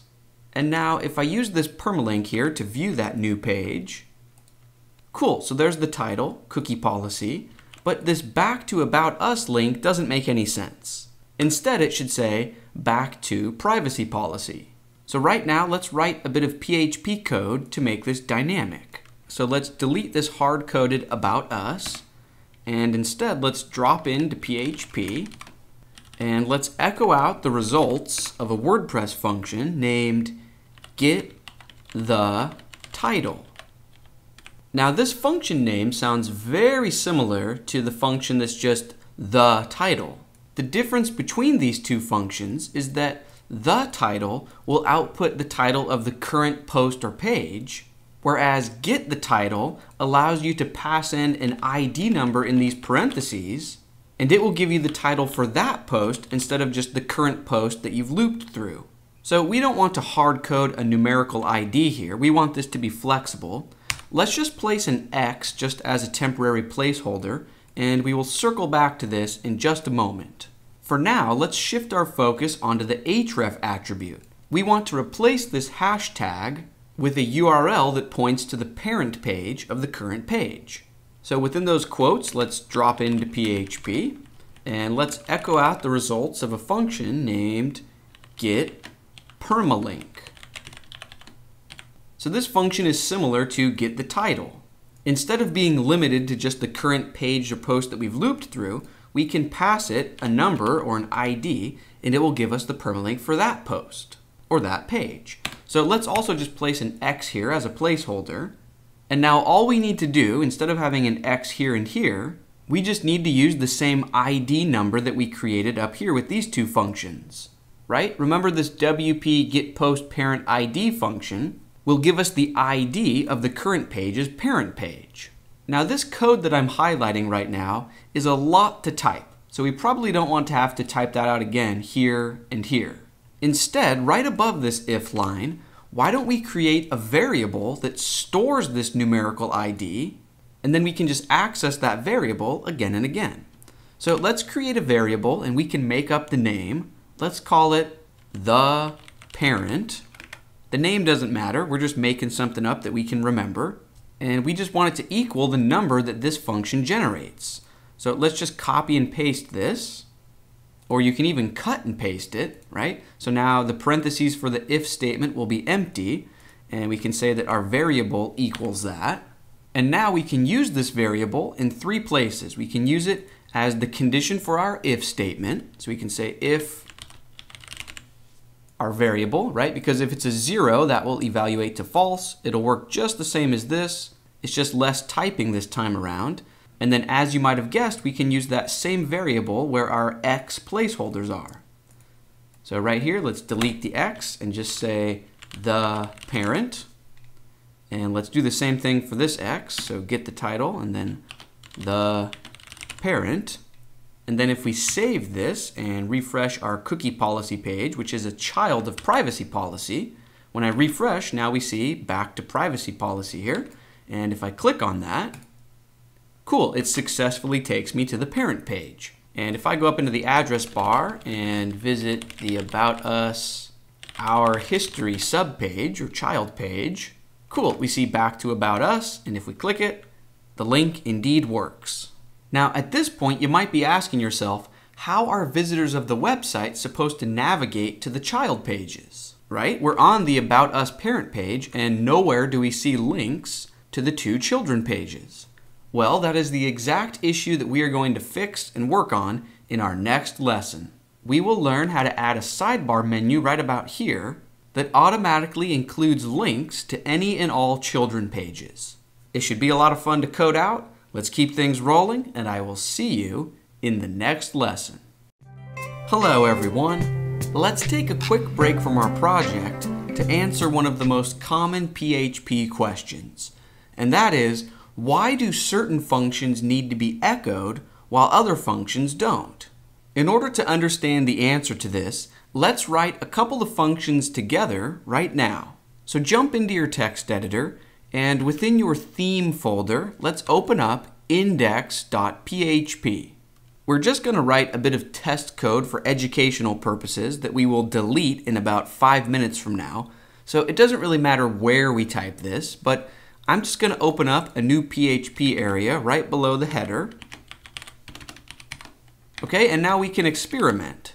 So type this out with me. Let's imagine we want to create our own brand new function.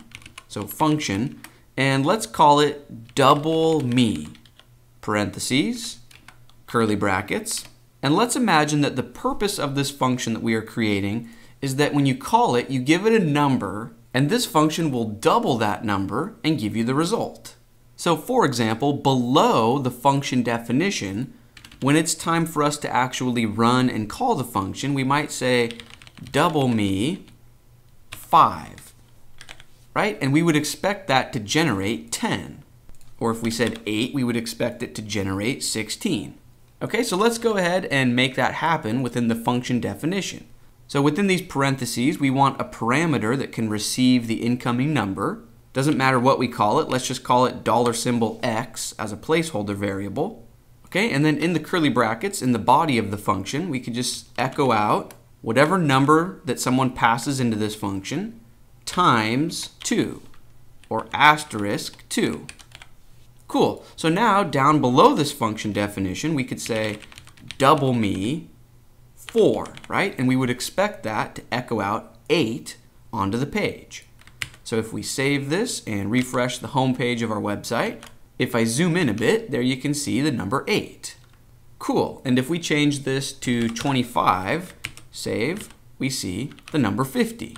So that's an example of a function that we don't need to echo. We just call the function and it echoes something out onto the page for us. However, not all functions are like this. Most functions, or I should say a lot of functions, instead of echoing out their result, they return their result. So what does that mean? What does return do? It's basically a function's way of saying, my work here is done. I've done my job and now I'm returning this result, or I'm returning this value. So then down here, when we call or run the function and say double me 25, this will still equal 50. PHP will evaluate this to be 50. However, we are not doing anything with that value of 50. In this case, it's just going to sit in PHP's memory and we aren't doing anything useful with it. So if we save this and refresh, you'll notice that that value of 50 disappears up here. So now it's up to us to actually do something with the value that this function returns. Now there are a million different things we could do with the value. Probably the most obvious example would be that we could echo it out. So echo the results of double me 25. So now that will indeed show 50 again. Now functions that return values like this are really nice because they're so flexible, right? Because in the world of programming, there's a lot of things we need to do other than just echoing out simple values. So for example, we could create a variable, magical number, and tell it to equal double me 10, right? So we aren't trying to echo anything onto the page, we're just setting a variable to equal this value. Or, for another example, maybe we want to use that function as an if statement condition. So for example, we could say if double me 12 equals 24, then echo out onto the page, the function is performing the math correctly. Cool. So you get the idea. This is not a real-world example. You'd probably never do this. But the idea is that you can use the value that a function returns anywhere. Now before we bring everything full circle and tie this back into the topic of WordPress specifically, let's have a bit of fun first. So right now let's delete this if statement. So we've still got our double me function definition. And right now, below this, let's create another brand new function named triple me. Instead of typing it out, we can just copy and paste this function. So copy, paste. Let's change the name to triple me. And then on this line, change this from ×2 to ×3.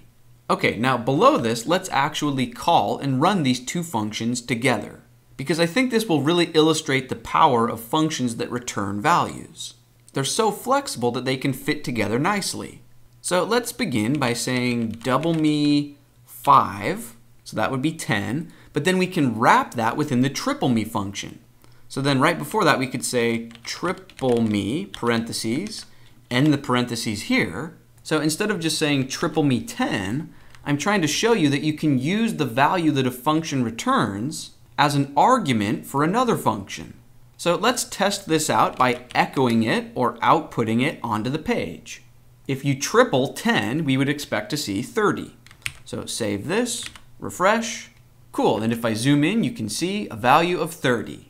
Okay, now that's enough PHP for the sake of PHP. Let's tie this back into WordPress. So when it comes to the WordPress functions that we don't have to create, that we just get to leverage, it can be a bit confusing whether a function is going to echo something for us or if it's just going to return a value and so we need to echo it. So let me show you a tip that can save you tons of confusion. Back in the text editor, I will delete all of this sample code so that we can talk about WordPress functions. So for example, WordPress has a function named the title, but it also has a function named get the title.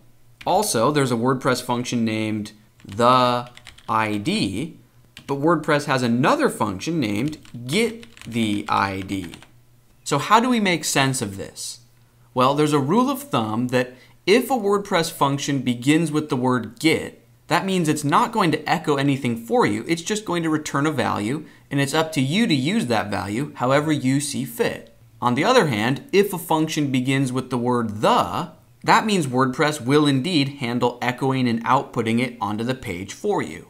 Now at this point in the course, I say we just leave it at that.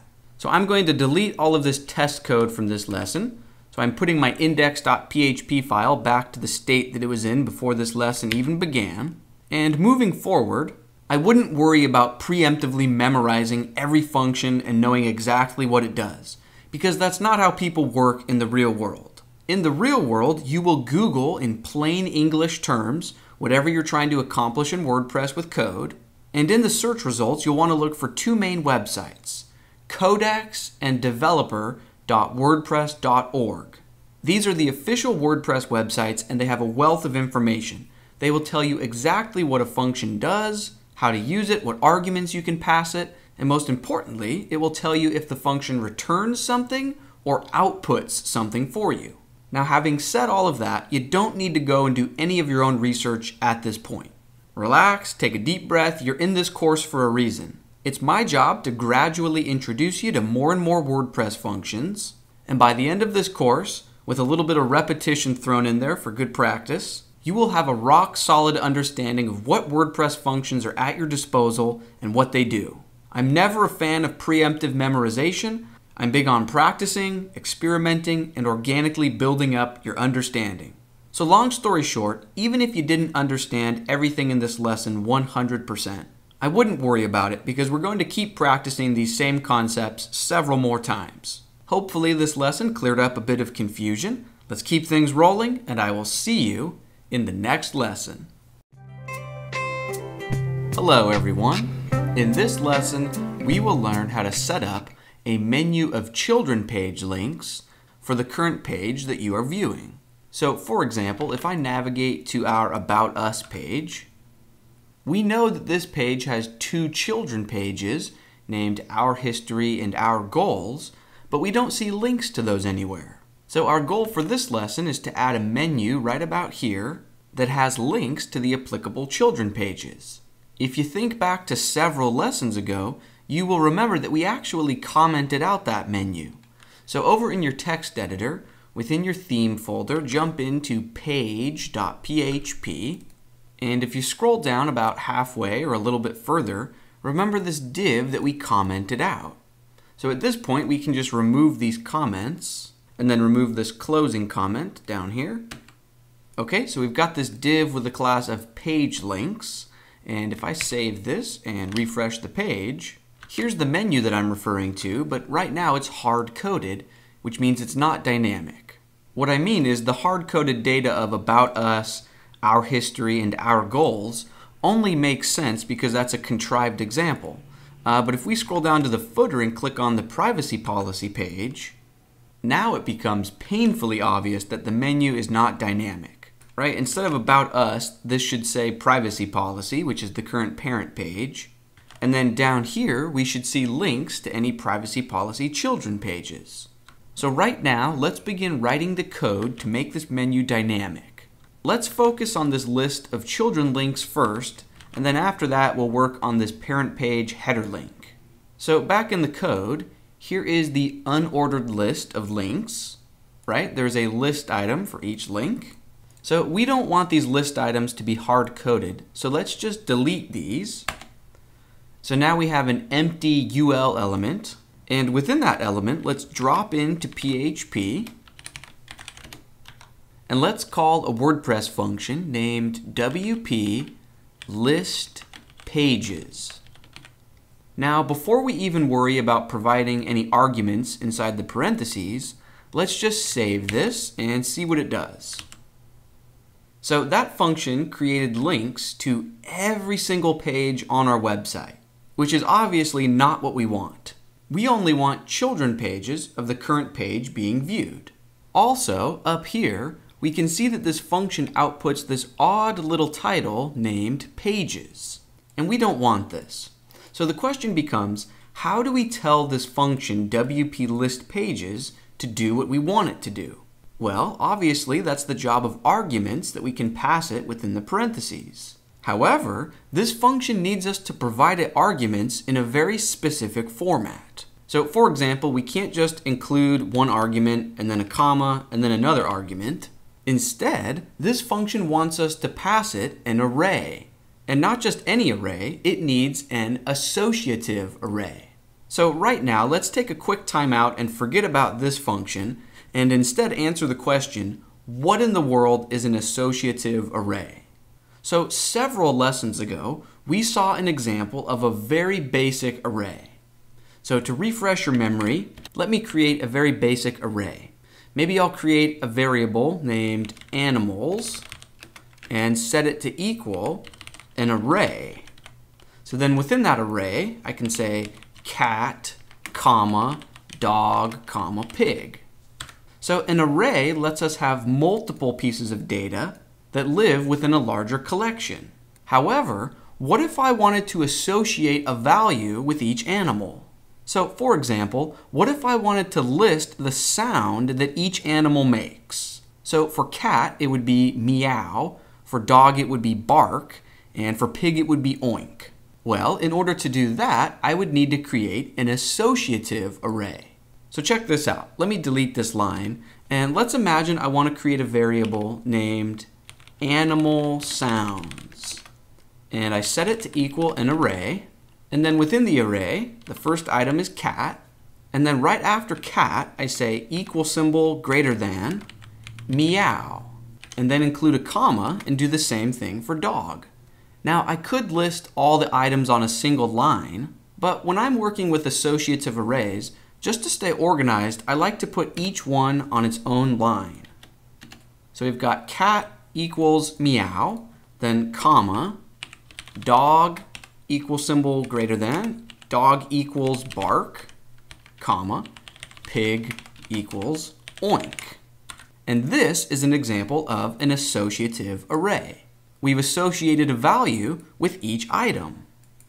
And now, maybe later on in my code, if I want to access the sound that a dog makes, and maybe I want to echo it out onto the page, I can just say echo, look inside my variable, so echo animal sounds. And then to look inside an array, you use square brackets. And then instead of looking for a zero-based numerical key, since we are working with an associative array, we can just reference this label or key name. So within the square brackets, I could just say dog, and be sure to end that line with a semicolon. And if we save and refresh, there we see the value of bark. Cool. So now that we are at least a little bit familiar with an associative array, let's get back to the task at hand, which is working with this WP list pages function. So let me delete this example code. And now let's get down to business of providing this function with an associative array that tells it exactly what we want it to do. So within the parentheses, let's say array, and then give the word array its own pair of parentheses, right? This is how you create an array in PHP. Now we could begin typing here, but just to stay organized, I like to drop down in between these array parentheses onto a new line. And the first thing I want to do is tell the function that it doesn't need to output this odd little pages title. So if we don't want that title, this function has a parameter named title underscore li for list item, and we can just set that to equal null. So just like earlier when we said cat equals meow or dog equals bark, we are saying the title equals empty or nothing. So if we save that and refresh, cool, that awkward title went away. Now we just need to tell the function that we don't want every single page on our website. We only want links to children pages of the current page. So back in our code, let's add a comma at the end of this line so we can add another item to the array. And this function has a parameter named child underscore of, and we just want to set that to equal the numerical ID of a certain page or post. Now before we make this dynamic, let's hard code a number just to see how it works. So for example, if I want children pages of the privacy policy page, I can find the numerical ID of the privacy policy page by going into my admin dashboard, looking under pages, and if I click on that privacy policy page to begin editing it, up in the URL address bar, I can see it has an ID of 18. So back in the code, if I say child of equals 18, save it and refresh, cool, there we see cookie policy, which is the only child page of privacy policy. And if I use this link in the header to visit the About Us page, if we want to display the two About Us child pages, we could just go into our admin dashboard, find the ID for About Us, which is 16. So if I say child of equals 16, cool, we see the applicable child pages. Now obviously, we don't really want to hard code a number here. We want this menu to be dynamic, right? Because if I go back to the privacy policy page, it should just automatically pull in the correct current child pages. So in order to make this dynamic, your first instinct might be to get rid of the hard-coded number and use the WordPress function get the ID, right? This will return the ID of the current page. So let's try that. So that works perfectly when you are on a parent page, but once we click on to the cookie policy child page, now that section is completely blank. And that's because once we are on a child page, now our code is going to try to use that child ID and try to find children of it. And that's not what we want. So we need to provide a different ID number here depending on the situation.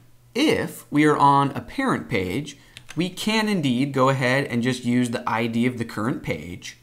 But if we are on a child page, we can't just use the current ID. We need to actively look up the parent page ID. So here's how I would handle things. Up above this function, so right when we're getting into PHP here, I would just create an if statement. So the word if, parentheses, and then curly brackets. And for my condition within the parentheses, I would say if the variable named the parent, remember we set up that variable in our previous lesson. We created a variable named the parent, and it will equal the ID of the current page's parent page, or if the current page is a parent, it will just equal 0. Okay, so let's leverage that variable again down here. So this code is saying only if that the parent variable does not equal 0, only if that's the case, run the code within these curly brackets. Or in plain English, only if the current page has a parent, do something. So let's just create a brand new variable and call it find children of. The name doesn't matter, I'm just making up this name. But if you're currently on a child page, let's set this to equal the parent ID. Okay, and what if this evaluates to false? So if you're viewing a parent page, this will be 0, which will evaluate to false. So this code will not run. And then what we can do is right after this curly bracket, we can say else, and then open up a new pair of curly brackets. And this will only run if this is false. So if this is the case, do this. Otherwise, else, do whatever we say here. In this case, let's assign our find children of, our made-up variable. In that case, we can go ahead and get the current ID of whatever page you're viewing. So get the ID. Cool, so now we've taken care of that conditional logic. Now down here, when we are actually calling the important WP list pages function, we can just say child of equals, and we can reference this variable of ours that we just made up. So find children of. So let's go ahead and save that and refresh. Perfect. So now, even though I'm on a child page of cookie policy, we still see links to children pages of the current section. So if I go up in the header and click on About Us, we see the 2 subpages, and even if I click on to Our History, we still have the relevant child links. Okay, now at this point, let's change gears and work on this blue header link that should always point back to the current section's parent page. So back in our code, here is that blue headline link, and we don't want it to be hard-coded to About Us.